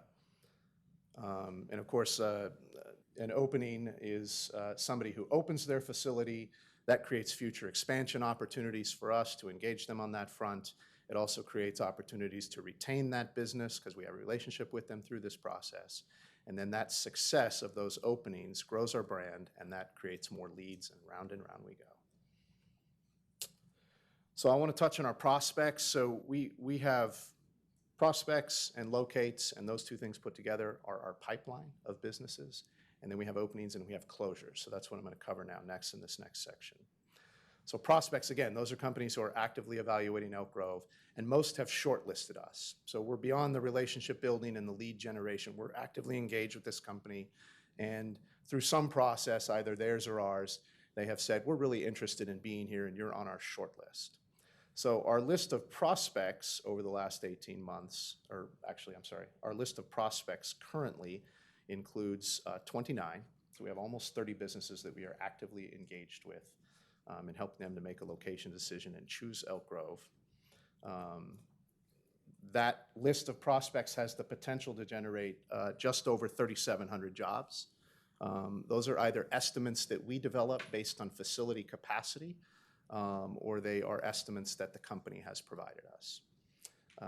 And this prospect list has also the potential to occupy or build just over 2.4 million square feet of space. And you can see on the right there in that pie chart how those prospects are broken down by the we track 5 primary industries, And then there's a sixth called other. That's things that don't fit neatly into obvious categories. So as a percentage of jobs, you can see that our prospect list is heavily weighted towards retail trade still, but also has significant levels of other higher level types of employment opportunities. And then locates. So after you're a prospect and you select us, we consider you located here, not opened, but located. So those are companies that have selected Elk Grove to do business in but have not yet opened their facility. They've made an application to the city, though, and they are going through our entitlement process if one is required, and in most cases, an entitlement process either through land use or through building is required. So these are our locates. We have 33 companies on our list of locates. These are companies, again, who have selected Elk Grove as a place to do business. The potential job growth for the locate list is right over about 6,500 jobs. That could, there shouldn't be a dollar sign there on that next line, I apologize. That represents about 1.3 million square feet of potential new space occupied or developed. $1.18 billion in capital investment, which is one of our metrics. Approximately $13.3 million in potential sales and hotel taxes. We measure those over 10 years. And potentially $5.1 billion in payrolls. Again, we measure that over 10 years. So locates by industry as a percentage of jobs, you can see that's heavily skewed towards healthcare and social assistance. That's because we have 2 hospital projects that have the potential for 4,000 to 5,000 jobs that have identified Elk Grove and plan to move forward with facilities and going through our application process. So that's why that's so heavily skewed right now. It probably isn't going to be normally that heavily skewed because we probably won't see 2 additional hospitals for many decades. So prospects and locates equal our pipeline. Now, I'm not showing you detail on who these companies are because in many cases they are still confidential. And we have to balance confidentiality with the public's right to know, and that's always an ongoing issue. But when we can announce these things, we do. And when we can't, we hold back until we can, and that's often dictated is not the right word. We can do what we want, but if a company has asked us not to announce what they're doing in Elk Grove, and we do it anyway, more companies aren't going to want to do business with us, so we take that very seriously. So when you add locates and prospects together, this is our pipeline. This is the totality of everything we're working on trying to attract to Elk Grove right now. And I should add, all of this information is 5,000 square feet or more. The reason we do that is because it is very hard to get good data on companies smaller than 5,000 square feet. Companies open all the time, companies close all the time. We don't always know if they've opened or know if they've closed. And a lot of times smaller businesses aren't looking for our help. It's a lot of times the bigger businesses that come to us and say, hey, I need your help navigating the city's processes. We work with small businesses all the time in a lot of different ways, but we have to draw a line somewhere in terms of what we can track based on what we'll have good data on, and that is generally companies that are 5,000 square feet or bigger in size. So our prospect or our pipeline has 62 prospects or 62 projects in it. That has employment potential of 9,600 jobs and approximately 3.76 million square feet of space occupied or new space constructed. So you can see when you blend prospects and locates, there's so many terms here, I get confused myself. When you blend prospects and locates, you get, I think, a more balanced look at the pipeline of companies that are evaluating Elk Grove. And so when you look at that by industry as a percentage of jobs, that healthcare number drops down quite a bit. And you pick up some other things like arts and entertainment, manufacturing starts to pop up, and some other trades like that. So when you look at our pipeline as a percentage of square foot, you get even square feet occupied, you get an even more, I think, balanced view. It's the same numbers and the same thresholds, but we just show it as a square foot metric. So you see, there's a lot of categories here. Accommodation and food service is starting to grow on our pipeline. Educational services starting to grow. I'll talk a little bit about industry trends here in a minute and try to add some color to what is just a bunch of numbers right now. And healthcare still continues to be a big part of our pipeline. So openings, over the last 18 months, we've seen 16 companies open that we assisted through economic development, and a few that didn't seek or require our assistance.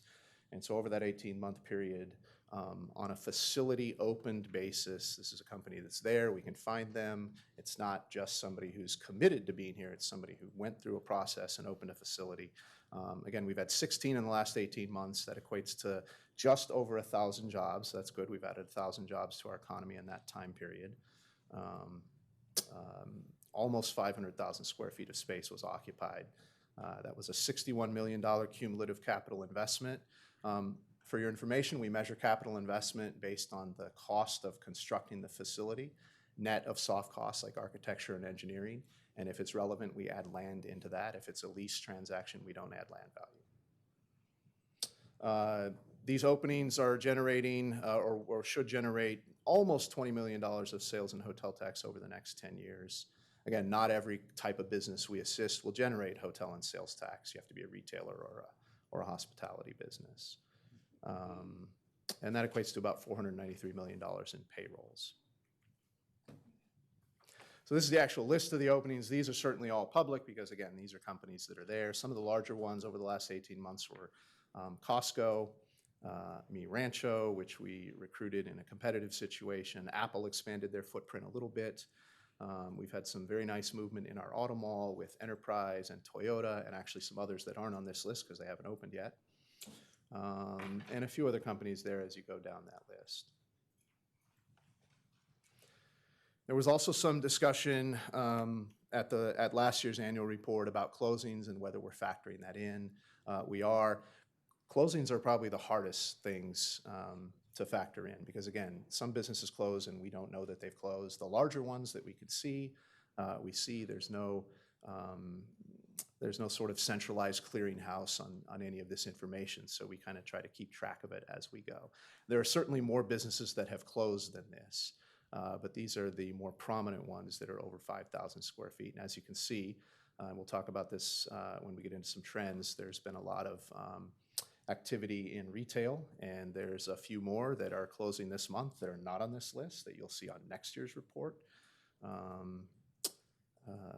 A couple of these have been released, like Toys R Us is being replaced by Scandinavian Designs, so you'll see Scandinavian Designs on our locate list, but not on our opening list because they haven't yet opened. There's some activity around the Osh space. We're not aware of any activity around the Dress Barn space. State of California, EDD, they moved out of town, not because of anything to do with the city. It was just a business decision that they made. That's been backfilled by an Elk Grove company based right next door to us called SciTech, who expanded into that space. And that was a result of the city's efforts. And MV Transportation has closed. It's not clear to me that they actually occupied a facility. I think maybe they were just parking buses, but a lot of that job loss, I think, has been replaced by RT's activities in town. And then these are incentives. Last year, we gave you a comprehensive 5-year report on all the incentives we had issued, so those were much bigger numbers. A word about incentives. Incentives is monetary assistance, taxpayer assistance to companies that have a demonstrated financial need, and that without that assistance, they would not come to Elk Grove. And they meet all our requirements for a company we want and that we think is good for our economy. And it also includes financing. We have a couple of financing programs in addition to just straight incentives. The most prominent of that is our impact fee deferral program. So we have a nice healthy fund balance in our incentive fund of just over $4 million. That doesn't mean I'm out there throwing it around to everybody. We're very judicious and careful, and I think the least amount of that money we can spend and still attract companies here is always the goal. And then we're able to sort of store up money for that one big fish that's out there. I just know it. They're coming. We're going to find them, but we'll have a nice little, we'll have that ability to help them. So in the last 18 months, we've only done a couple incentives, and they were small. We gave $10,000 to Hungry Pecker through our Hungry Pecker Brewery, through our Brewery and Winery Assistance Program. That is I believe the 6th brewery that we've incentivized. So every brewery in town has received, no, I'm sorry. All but Dreaming Dog Brewery have received some level of financial assistance from us, although it was offered, and we did help them with some site selection activity. And then, of course, we did a startup grant last year for Grove. They've now remodeled their space. It looks beautiful. It's much more modern and inviting for tech companies to come and work out of, and we'll be letting you know about a relaunching of that space in the next couple of months. And then you also approved, along with Grove, another startup grant for a company called Sensor Transport that received $75,000, and that is a scaling startup that this year has plans to get their first valuation that will allow them to attract venture A round capital, and they're on a very fast growth pace. But you can see also these incentives were given to companies that were relatively small and had relatively small employment footprints. And in the case of Sensor Transport, that was very strategic. We knew that going in because we're hoping that they continue down this growth path, and in a couple of years, we're reporting to you that they have 400 or 500 employees. And then we did one impact fee deferral for Elk Grove Memory Care, which is part of the park at Laguna Springs. And we'll talk about that in a minute in terms of industry trends. And so just these incentives alone have the potential to generate 98 jobs. Some of them are open, some of them are not. And the total assistance was about $328,000. 51, almost 52,000 square feet of space. And combined capital investment of about $8.6 million. And you can see there, we always report when we do incentives, the leverage. This is important. It's how many, you can measure it different ways, but one common way is how many jobs did we create per dollar of taxpayer money that we put out. That number is there at the bottom. The leverage was one job for every $3,000, almost $33,350. That's a little high. And again, it's because we did so very few incentives, and the ones we did had relatively small employment footprints. That's going to fluctuate year over year. When we do a big incentive for the next big state agency and we've got 1,000 new jobs and we provide a $2 million incentive, if that's necessary, then that number will be driven down in that year.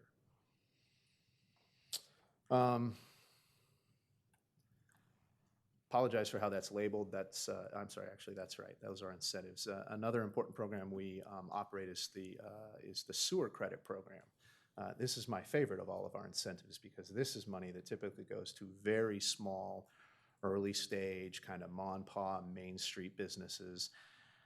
I think over the life of this program, we've created over 2,000 jobs with these very small little microloans. So through that sewer credit program, which doesn't cost the city anything because it's money that comes from the sewer district,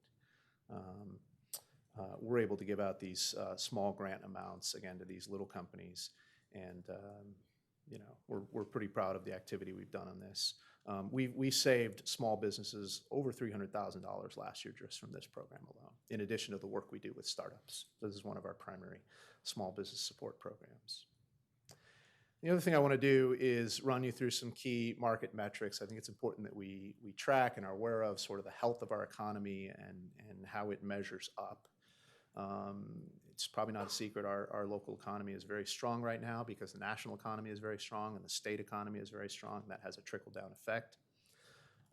So just quickly, population. Population has grown very steadily since our incorporation in 2000. So, we incorporated right around 75,000 people, and our population today is right around 175,000 people. So we've added 100,000 people. If you do the math over 19 years, that's right around 5,300 people per year. We should get new numbers coming out very soon from the California Department of Finance. This is where all the cities get their numbers, and we'll probably see another 2,000 to 4,000 people added. Median household income. So on these next slides, Elk Grove is in green.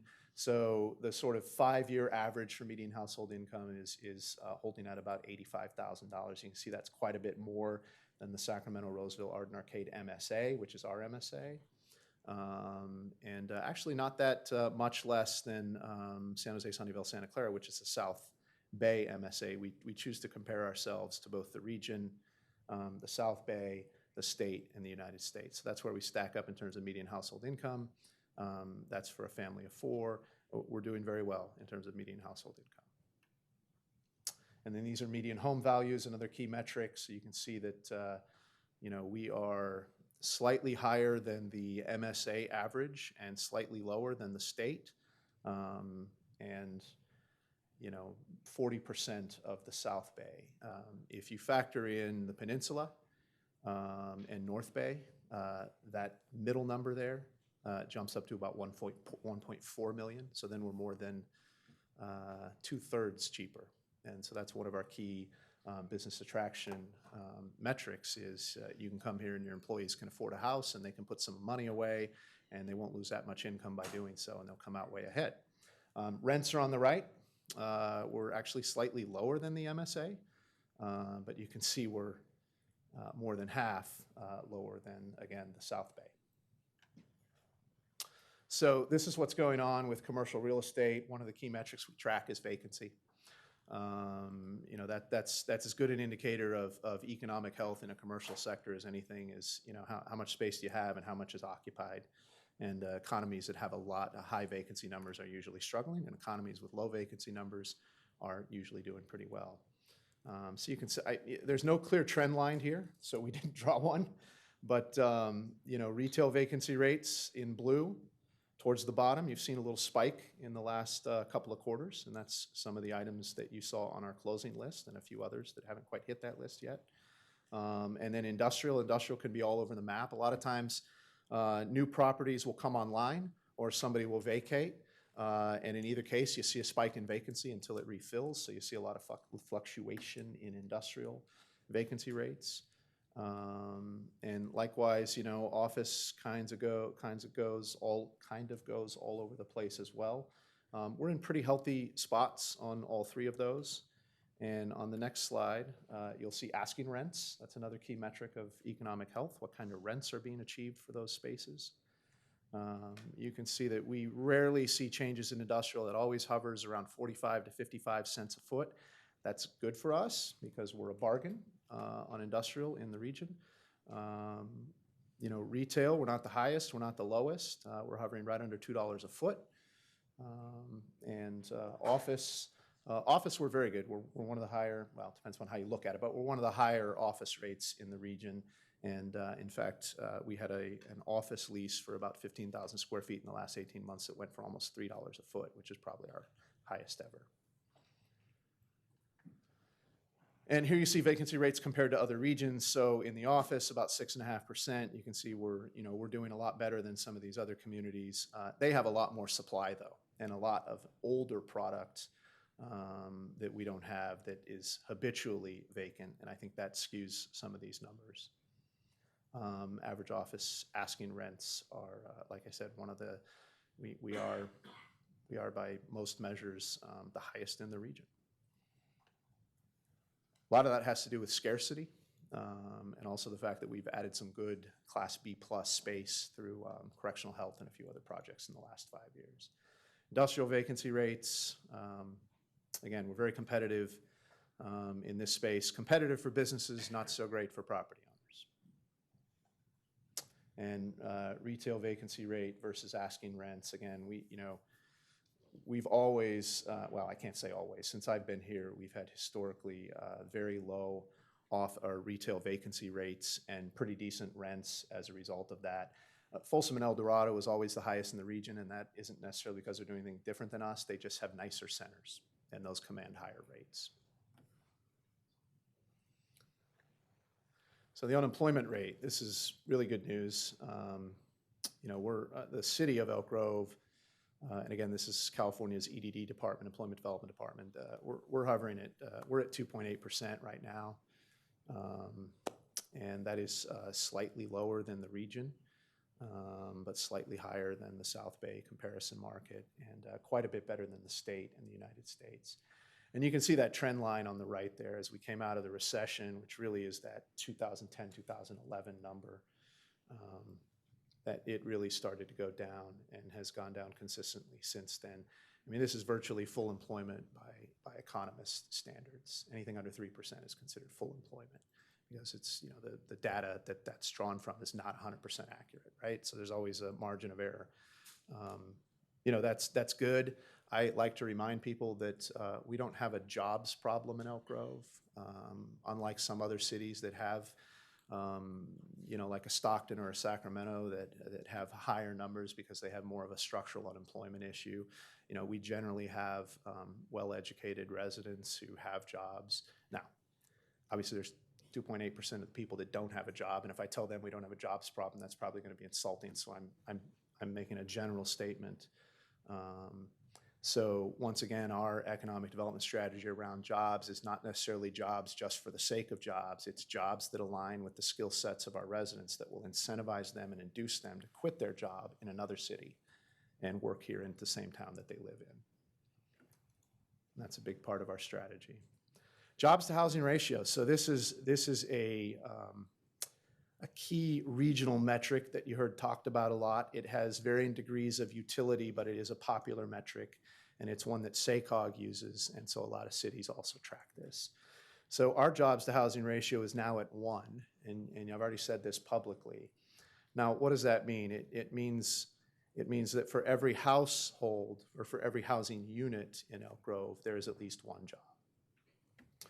So you can see that that has gone up quite a bit since 2015, you know, sort of from 0.89 to 0.1, which doesn't sound like a lot, but when you consider the pace at which we add housing units, you have to add quite a few jobs a year just to keep up with that. And we had some nice years in this last 5-year period, particularly due to Apple's expansion and correctional health's location here, where we were far outpacing housing development with job attraction. So we've seen that number go up very nicely.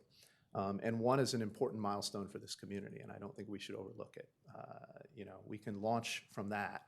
You know, we had talked with the council around the general plan discussions about whether we should set a target of 1.4 or 1.5, and we talked about how unrealistic that was to achieve in any reasonable time frame. This is reasonable to achieve, and we've achieved that, and it's due to the efforts of everybody at City Hall, I think, really focusing on clearing a path to businesses making that location decision and getting them up and running on time and on budget, and that's what we've been doing. So this is big for us. Incidentally, SACOG would not say that we have a jobs to housing ratio of 1, and I don't mean that as criticism. It's just they don't, when they calculate their jobs to housing ratio, they're looking at what they call base employment, which usually nets out retail and service sector jobs and some hospitality jobs. I don't net that out because a job is a job, and that's a job for somebody, and it's putting food on their table. So that's jobs to housing ratio. And then the other thing we track really closely is transactions. Again, this is another indication of economic health. If you have a lot of capital flowing through your community, I'm a little tongue-tied tonight, I apologize. If you have a lot of capital flowing through your community, it's an indication that people are investing here. And again, one of our key measures of success is the amount of investment we attract. So you can see we track commercial sales over $1 million. Again, we have to draw a line somewhere due to limited resources and data. And so in calendar year 18, we had 20 sales over $1 million. In calendar year 19, we had 33. So we've seen a nice uptick in volume. And you can see on the right the sort of industry segments that those are around. So we've seen a lot of retrading of industrial properties. Assisted living is a category we had to make just for this because that is such a hot market right now in Elk Grove and other places. And we've seen some trades in office and a little bit of raw land, and you can see the rest. What has happened, though, is we've had more sales, but at lower dollar amounts. So that indicates some smaller properties traded, and in the previous year, some bigger properties traded. And these are lease transactions by use as a percentage of square footage. So all the same metrics, except we're looking at leases greater than 5,000 square feet. So we've had a nice uptick in that across the board. That's also a good indication of just economic activity, this being a desirable location, an increasingly desirable location for commercial activity. And so we had 20 leases greater than 5,000 square feet in the last calendar year, totaling almost 200,000 square feet of space. And I should also say there's about 30 spreadsheets that back all this up. For purposes of this discussion, we have to aggregate all that because I can't go through every single thing. And again, some of it's confidential.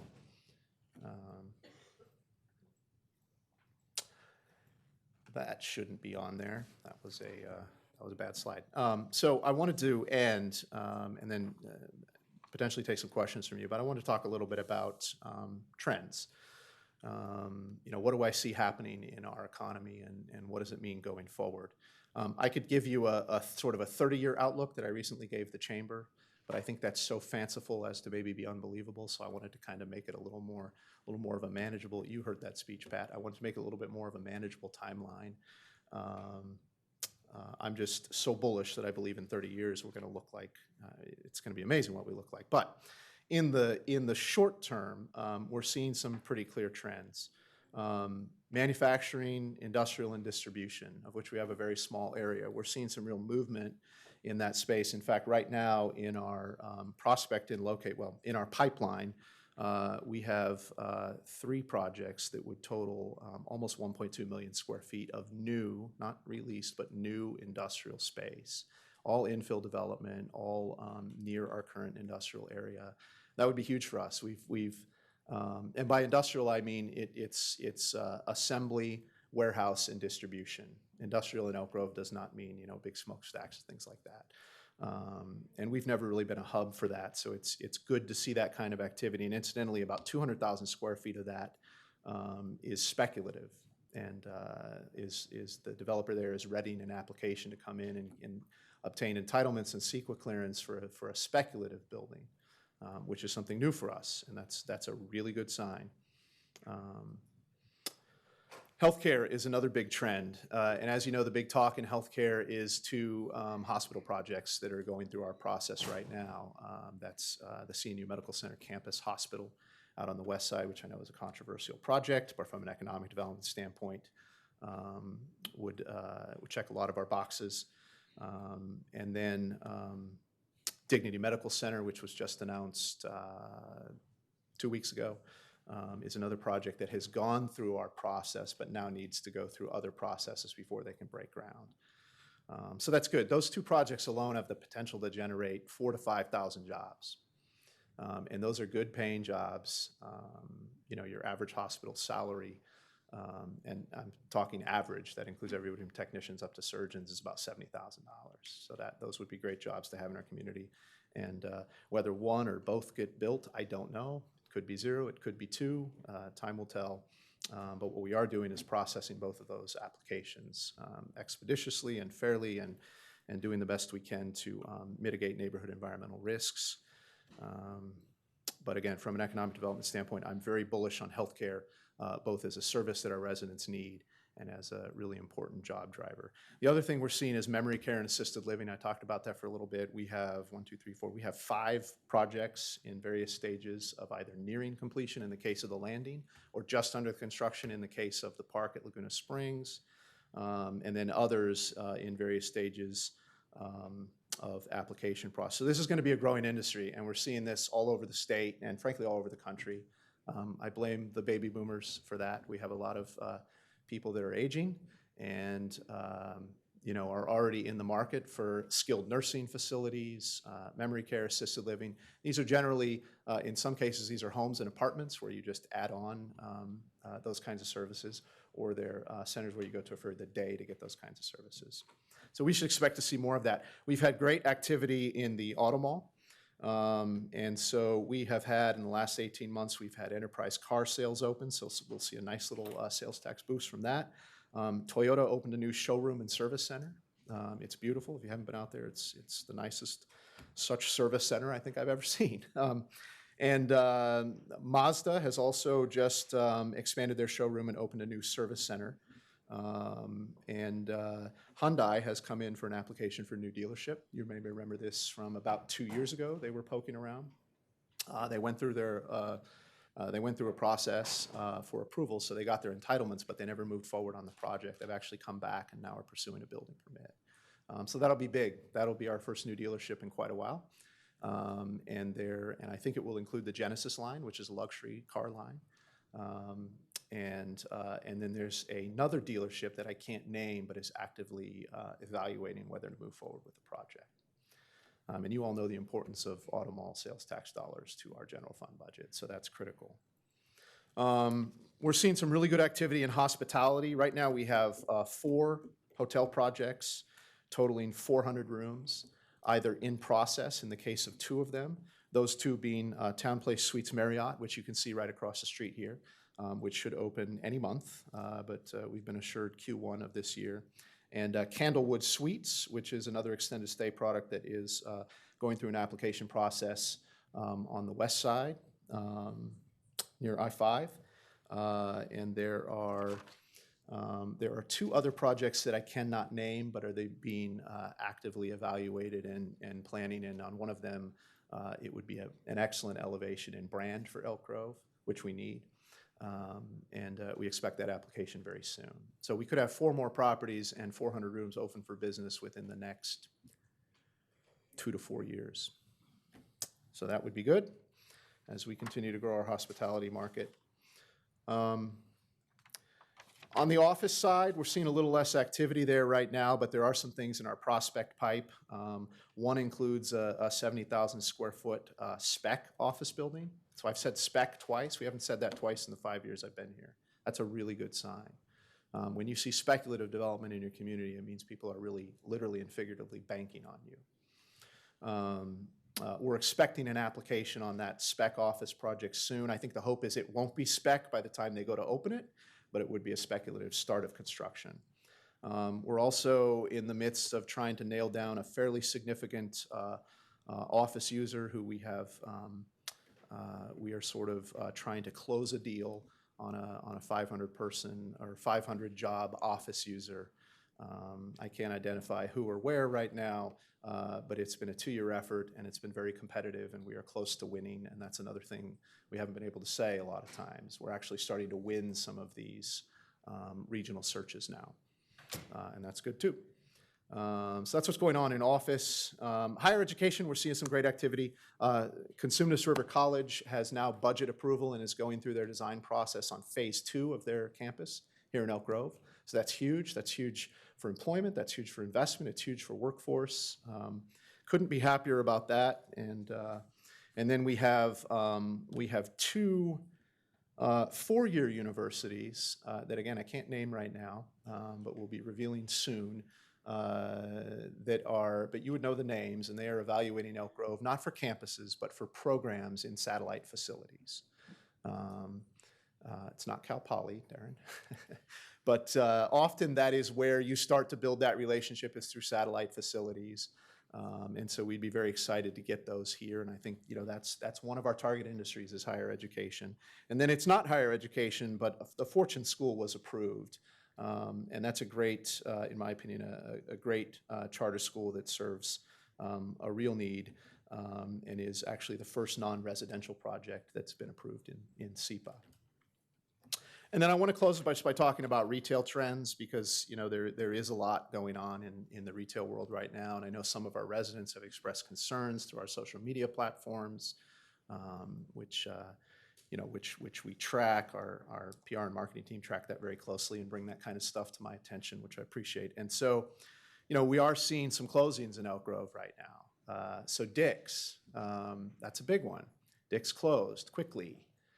Their lease was up, they chose not to renew it, and they're keeping their store open at Delta Shores. So that opened to some fanfare, 4 years ago? In retrospect, I view that now as a placeholder for Delta Shores to get open. It's as simple as that.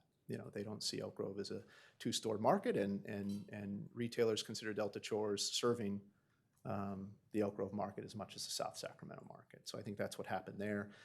I don't have any knowledge about what might backfill that. I know the developer very well, and we talk to them and deal with them, but we just don't know yet.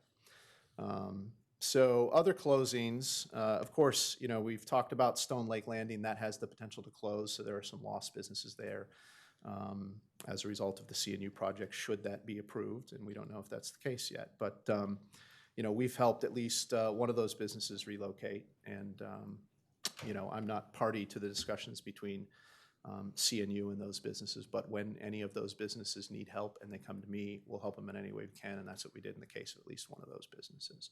There'll be some retail replacement in that project should it move forward as well, which could help to mitigate some of those losses. Logan's Roadhouse is closing and being replaced with a cantina, so there we're losing one brand and gaining another. Cost Plus is closing, as has been reported. I think they are almost done.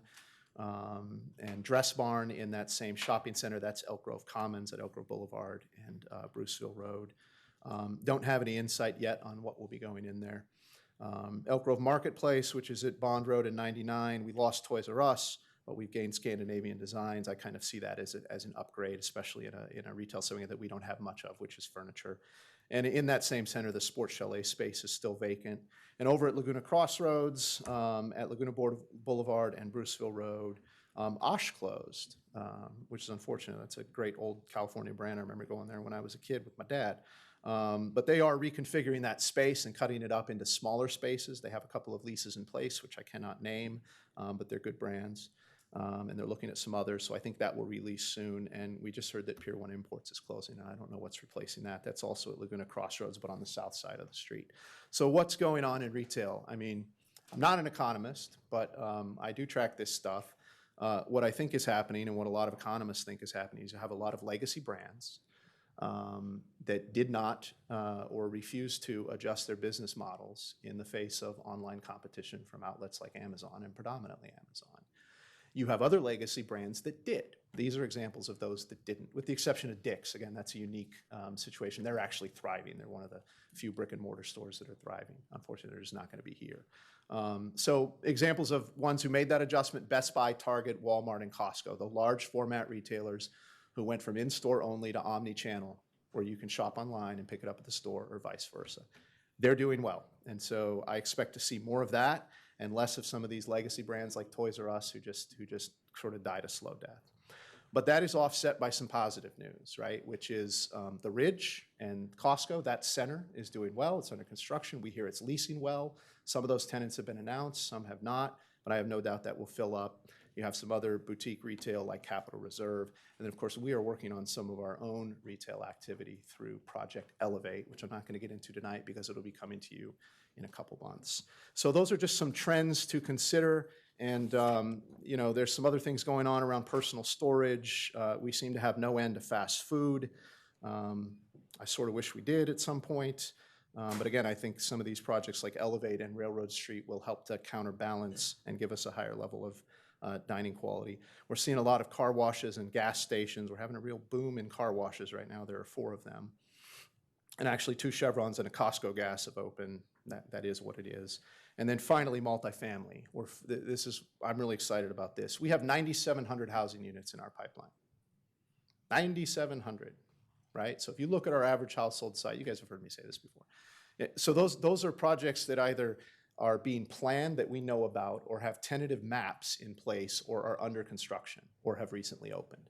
So 9,700 housing units. If you look at our average household size of about 3.1, 3.2, that's a lot of people. That's like 30,000 more people. That takes us to a population of about 205,000 if all of that gets built. The problem in the past has been that's almost exclusively been single-family residential. Now, it's not a problem for the people who live in those homes. That's not what I'm saying. It's a problem in terms of diversifying our economy and having the kind of housing options that will attract younger, predominantly millennial, but increasingly Gen Z kind of residents, the kind of people who work for the kinds of companies that we want to attract in the life sciences industries and the tech industries and the healthcare industries. So we're starting to finally see some movement on multifamily. Particularly with the recent announcement around Toscano Apartments and Laguna Main Street Apartments over at Laguna Boulevard and Laguna Main Street. Those still aren't the sort of stacked urban flats that Christopher Jordan and I want to see, but it's a step forward, right? We're starting to see some activity in market rate multifamily, so that's very heartening. So I have spoken way too much. I will stop there and would be glad to answer any questions about any of this. Are there any questions? One question, Councilmember Hume. Yeah, Daryl, I just wonder, I believe it was either earlier this week or late last week, news kind of hit that Frontier is exploring filing for bankruptcy. Now, typically that's a reorganization and not necessarily taking down the shingle. Are you tracking that, or have you had any communication with them? I have not had any communication with them. We plan to reach out, though. I frankly needed to get through this presentation tonight, so we'll do that in the next couple of days. I know a few other cities have and have not gotten any return calls, which is not unusual. What they have announced they are doing, they were exploring some sort of a sale of different segments of their business for about a year. 2 weeks ago, they sold off their operations in 4 states to raise capital. They have about $17.5 billion in debt. I mean, talk about another legacy company who hasn't adjusted to threats from over-the-top and streaming services. They're a poster child for that. But in terms of what will happen here locally, we don't know. They've announced that they are filing for Chapter 11 bankruptcy. There are 2 types. That is the type that allows you to emerge as an operating company, but they will probably be much smaller. They'll have to sell more operations to pay off debt in order to get bankruptcy approval. So we don't know. I would imagine they would keep the California market. They're heavily involved here. They're one of our biggest providers of internet, and many of you probably have them, and also cable television. It's not particularly high-quality internet, but I hear the TV's okay. And so we're gonna track that, and as soon as I hear something about how it might affect Elk Grove, I'll let you know. Okay, no other questions, thank you. Okay. Oh, we got a comment. Vice Mayor. And Darryl, first of all, a lot of really good information, but I'm sure glad you gave us the short version and not the long version I tonight. know you were gonna say that. And, you know, I see we got Luis and Rachel in the audience, so thank you for, I know you guys are Yeah, super supportive of the boss there, so. Thank you, Steve. I am remiss in my rush to get through this. Believe it or not, I rushed it. I should have recognized Rachel and Luis, so thank you. They are fantastic. Couldn't ask for better staff. I think they're the best in our region, hands down. We're lucky to have them, and particularly thank you to Luis, who spent several weeks crunching all these numbers. Yeah, thank all 3 of you. Yeah. You know, I've said it before, you know, economic development in California is a tough market with all the add-on costs to do business here. And then you take Elk Grove in particular, we don't have some of the pleasures that West Sacramento and Rancho and some of the others have from either the port or air base closures. So we makes it tough to compete, but we've been doing a hell of a job. Thank you. Councilman Hume. Thank you, Mayor. Just because I can't let an economic development presentation go by without mentioning, duck paddling, et cetera, et cetera. But I do want to I should have said it for you. Sitting on the Economic Development Subcommittee with Councilmember Soon, we get sort of an insider's look at how long of a runway really a lot of these projects and things that you're talking about, and unfortunately the secretive nature of them, given to the confidentiality of the deals of the private parties and et cetera. But, I mean, for these things to be 3 years before they materialize is so not even beyond the realm of possibility. So just appreciate the tenacity that it takes to keep after it. Yeah, thank you. Awesome. Keep up the good work. Want to open public comment, and seeing no members of the public is signed up to speak. Want to close public comment and receive and file. Let's move to the next item. Take us on to item 10.3, which is consider appointment of 1 voting member to the Youth Commission. In December, we received a notice that we had a vacancy on the Youth Commission. That opened up a recruitment. We received 6 applications that came in. Those applications are included with your binder packet. And if you have any questions of me just in terms of the process for receiving the applications, I believe many of the applicants have signed up to speak on their application for this evening. Okay, let's open up for public comment, and first up to bat is Amrit Atwal.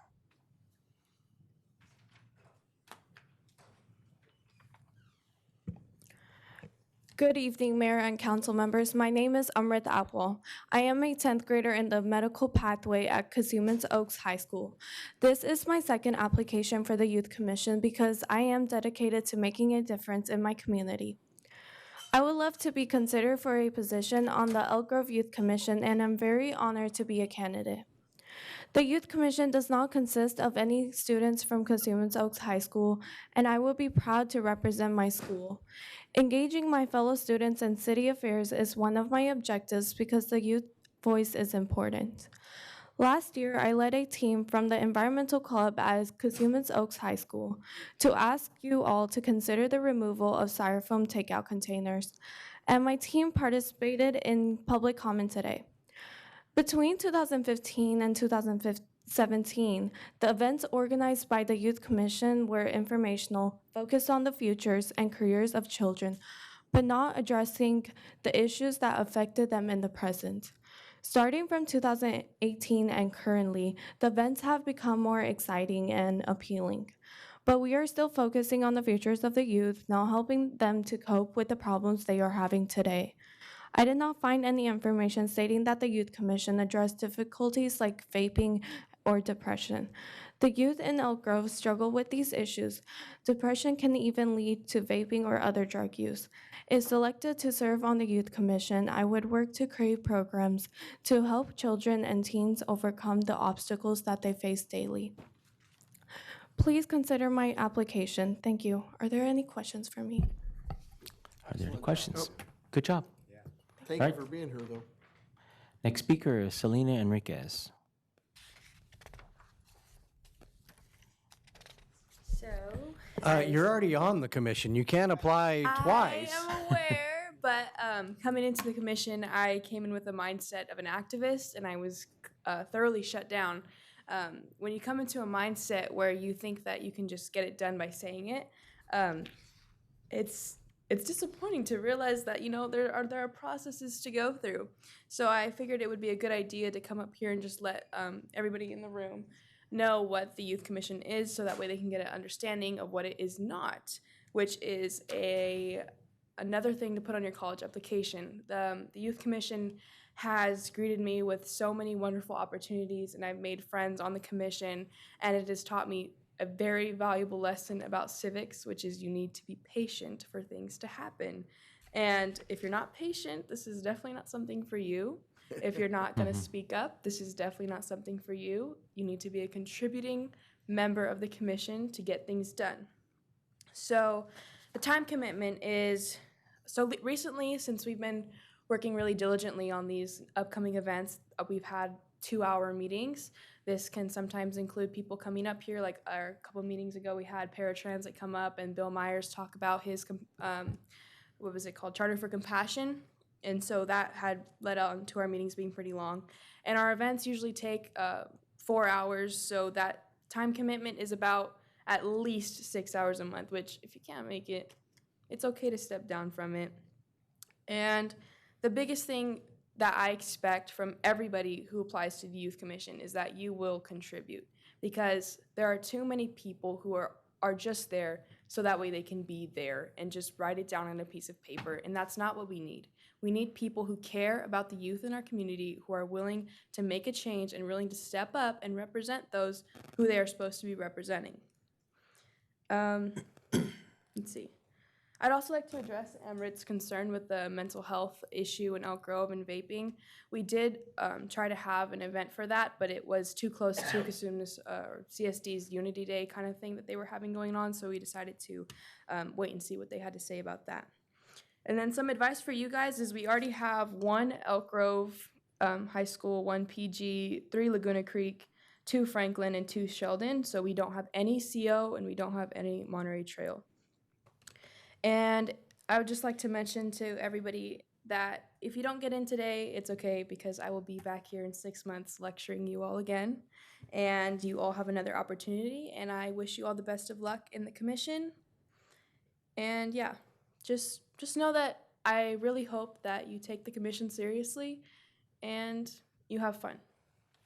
Selena? Yeah, go ahead. I stop need doing to that. compliment you both. You've spoke on several items, and we've seen you here in the past, and you do a phenomenal job, not only representing your perspective as a student here in Elk Grove, but, you know, I'm proud of you. You come up here and call the council out on something you don't agree with. Thank you. And you stand up for what you believe, and really, really respect that a lot, and I see a lot of good things in your future. Thank you. I appreciate that the last time I was here, you were very receptive to what I had to say. Selena, I want to echo the Vice Mayor's comments, and I think you're the first youth commissioner to come and speak to all the people who are applying. So we expect big things from you, young lady. Expect this to be a presidented thing, so hopefully future youth commissioners will take after what I am doing right now. How many years have you been on this commission? This is my first year. I was elected in August or June or July, sometime over the summer. Things were a blur, but yes. All right, any more questions? Very good. Thank you so much. Thank you. Well, students, you've heard from one of the commissioners, so that's what it's going to take. Next speaker is Kai Saran.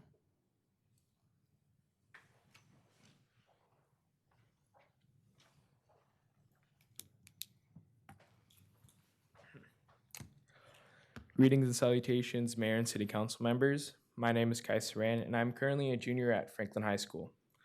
I admire the accomplishments you have all made to make Elk Grove a city that I appreciate to live in, and I look forward to the future projects you execute because I know they will make Elk Grove better than before.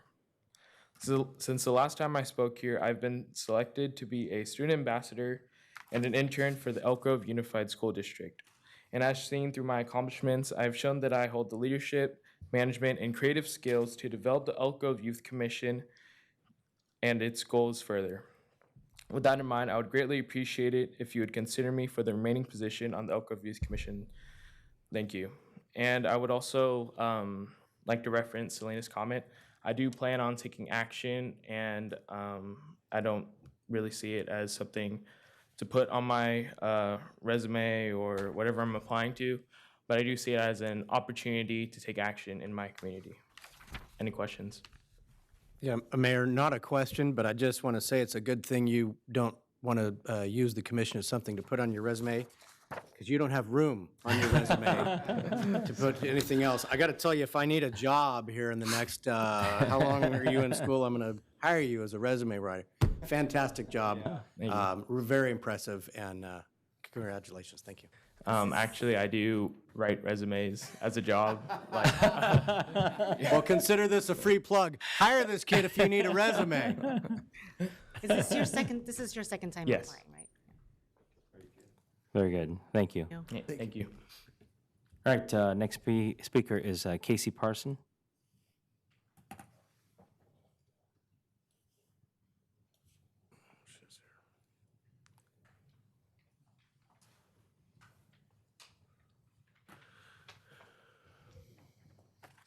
Good evening, Mayor Lee and council members. My name is Cassie Parsons, and I'm an 8th grader at Albione Middle School, preparing to attend Pleasant Grove High School in the fall, and I'm applying for the open position on the Youth Commission. If I am chosen for this position, I plan to be very active and always willing to help. I have many ideas on things I would like the Youth Commission to be involved with, including the Great American Smokeout, so teens in our community are less affected from secondhand smoke. I am in my second year of leadership at Albione. Last year, I also served as a teacher assistant to the leadership advisor, and this year I was elected for Secretary ASB, which is our student council government. I was chosen as one of the students to serve as a representative on our Positive Behavior and Intervention Support Team, PBIS. I work alongside other Albione staff members. I have been a member of Albione's Club Life for 2 years, which promotes a positive, healthy, drug-free lifestyle, as well as being safe and positive media user. This year, I was selected to become an advisor to the club, and I've been trained along with other advisors throughout the state, so I can mentor the club members and lead our meetings. I would love to use my experiences with the club to help youth throughout the Elk Grove region to learn to use safer and smarter social media. Serving my community is very important to me, which is the reason I joined Albione All-Stars and CAM's Community Service Club. These clubs require that I provide my community service hours in addition to maintaining good grades and meeting all behavioral expectations of Albione. Community service has always been important to me. In elementary school, I was inducted to the National Elementary Honor Society, NEHS, based on my service and academic achievements. I volunteered for Safety Patrol for 2 years and was made Safety Patrol lead the second year. I also served on NVAD's TFAB team, which is their task force against bullying. I think cyberbullying is a critical issue with today's teens, and I would really like to work with the Youth Commission to address this problem. I became interested in the Youth Commission last year and decided to attend a meeting to better understand the group and its roles and responsibilities as an advisory commission. After attending the meeting, I realized I wanted to become more involved, and I volunteered to help them with their canned food drive in December.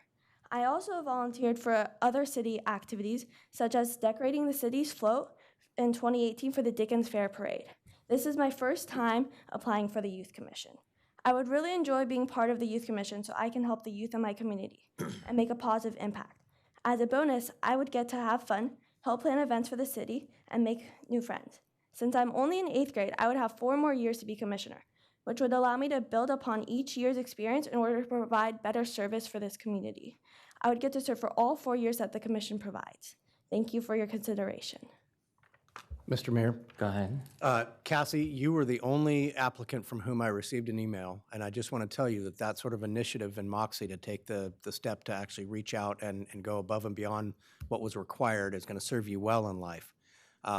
I can't believe that as young as you are, your resume is as impressive as it is, and I just want to say that if for whatever reason you're not chosen, perhaps because of the current composition of the Youth Commission and where the representation comes from, that you keep coming back. As you've heard from a couple of people, this was their second or more time of applying, and so you've got some years in front of you that you can continue coming back. And Selena, I would say to you, get this girl's contact information because she's an all-star for sure. Thank you. Thank you. Awesome. Good job. Next speaker is Victoria Martinez. And after Victoria is our final speaker, Allison Yee. Okay. Hello again, council members. My name is Victoria Martinez, and I'm a junior at Laguna Creek High School. And I would love to be a part of the Elk Grove Youth Commission.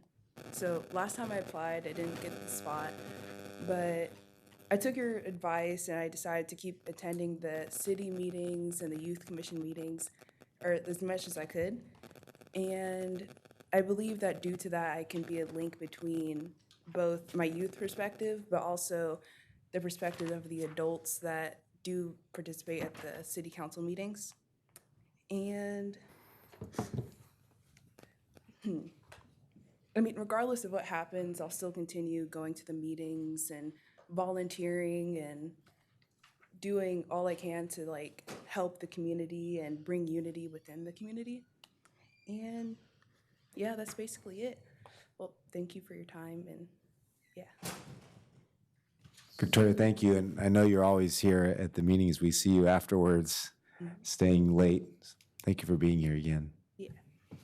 Councilman Hume. Yeah, I just want to echo that. I think you potentially have a better attendance record at these meetings than some people on this dais and members of staff. And so, you know, keep it up and great job. And just thanks for sticking with it. Thank you. Is this your second or third time? Second time. Yeah. Thank you. Thank you. Thank you, Victoria. Allison Yee.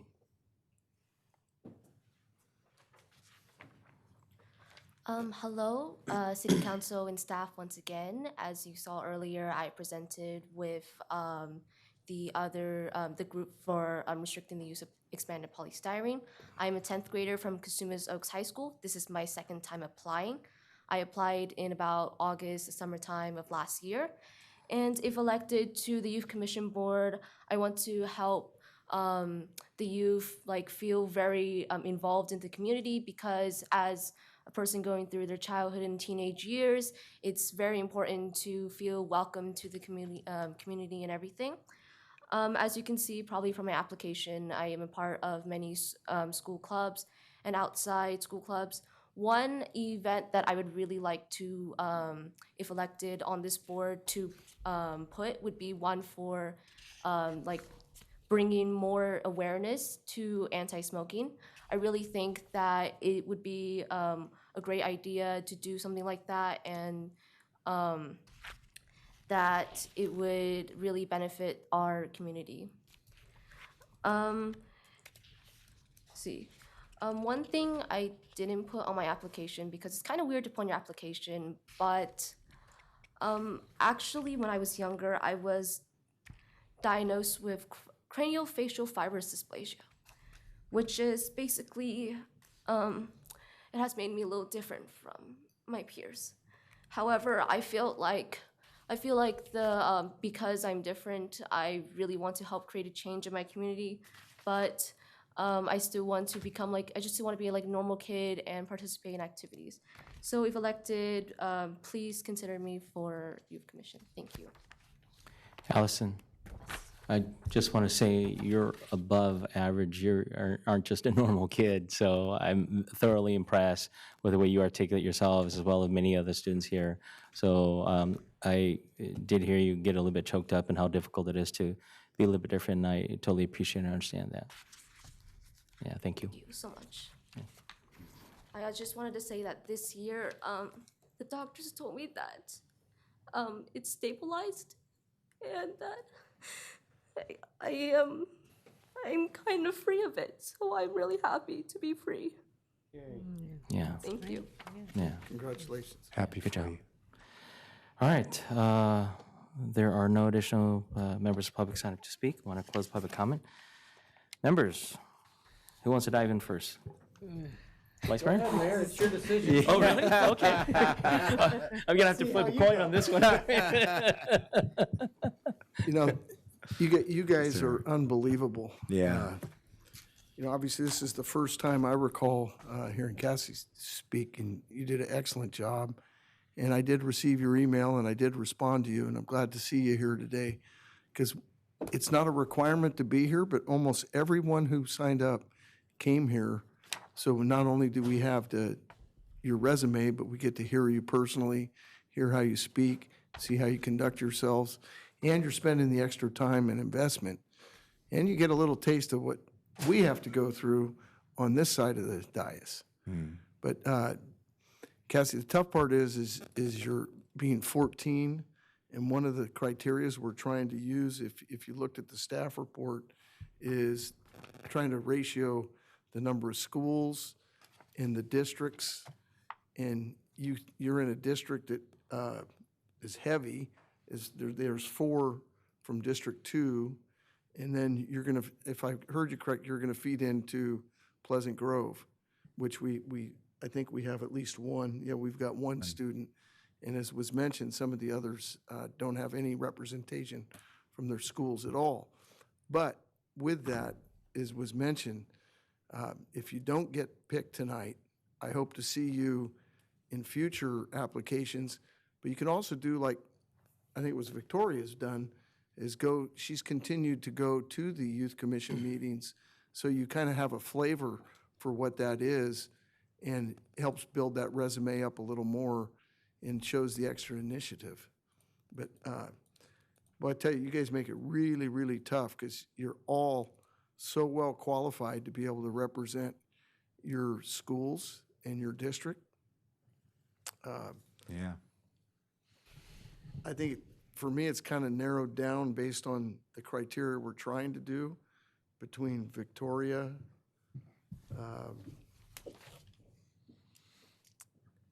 Ms. Atwell, and, let's see, who is the? Allison. Allison. Yeah, and Allison. So I'd put those 3 together and see where the rest of you guys may fall. I'm in exactly the same boat. Victoria's a junior now, and she's been here at many meetings, and she's been here a lot, and she would represent District 3, of which we only have one person living in that area. And then, for the reasons you stated earlier, Vice Mayor. So one of the things maybe also to consider with Victoria, she's running out of time. Right, She's exactly. the oldest of the applicants Yep. who's been coming back and forth, so. Yeah. I'll put Victoria as my number 1 spot, and leave the rest for you guys to decide. Thank you. Okay. I'll second that too. Yep, I agree. Miss Victoria's been coming to every single council meeting, and as council member Hume was saying, that she's probably been here more than some of the staff and some of us, because we've missed a few meetings, but she's been at every single one of them. This is her 2nd time applying. I also looked at who's going to term out, and it looks like we do have Tyson's going to term out here, and he's from Pleasant Grove, and a couple of 17-year-olds as well, too, from Laguna Creek. One from Laguna Creek. Looks like Mr. Ethan Lau. So I appreciate her being here. Everybody was phenomenal. And thank you, Selena, in coming up and sharing with us. And Councilmember Soon was right. I don't think I've ever heard a commissioner come up to talk about what this is all about and what it isn't and what is needed. So that really helped us a lot. Yeah. Thank you.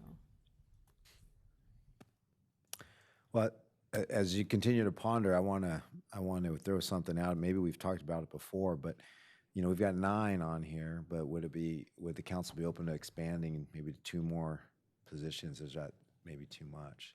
So we have so many talented youth. I wish we could just make room once in a while for a little bit more. I think, they can be a non-voting and come and go to the meetings as well and still give their input.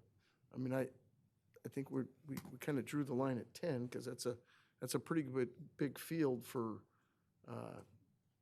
our team to manage as well. Yeah. Okay. I'm open to expanding, but I hear your argument, Vice Mayor. And there are, as Victoria has indicated, she's been participating, and so that's certainly. Victoria, could you come up here for a minute? I think we discussed expanding this before. We must have. That's what I was trying to remember if we This, did. and or we not. decided it wasn't going to be a good idea to do it. I thought we did. I don't remember. There have been discussions. It does start becoming a span and control logistic item. That's one element to take in consideration, but if you expand seats, it gives more opportunities for folks to serve.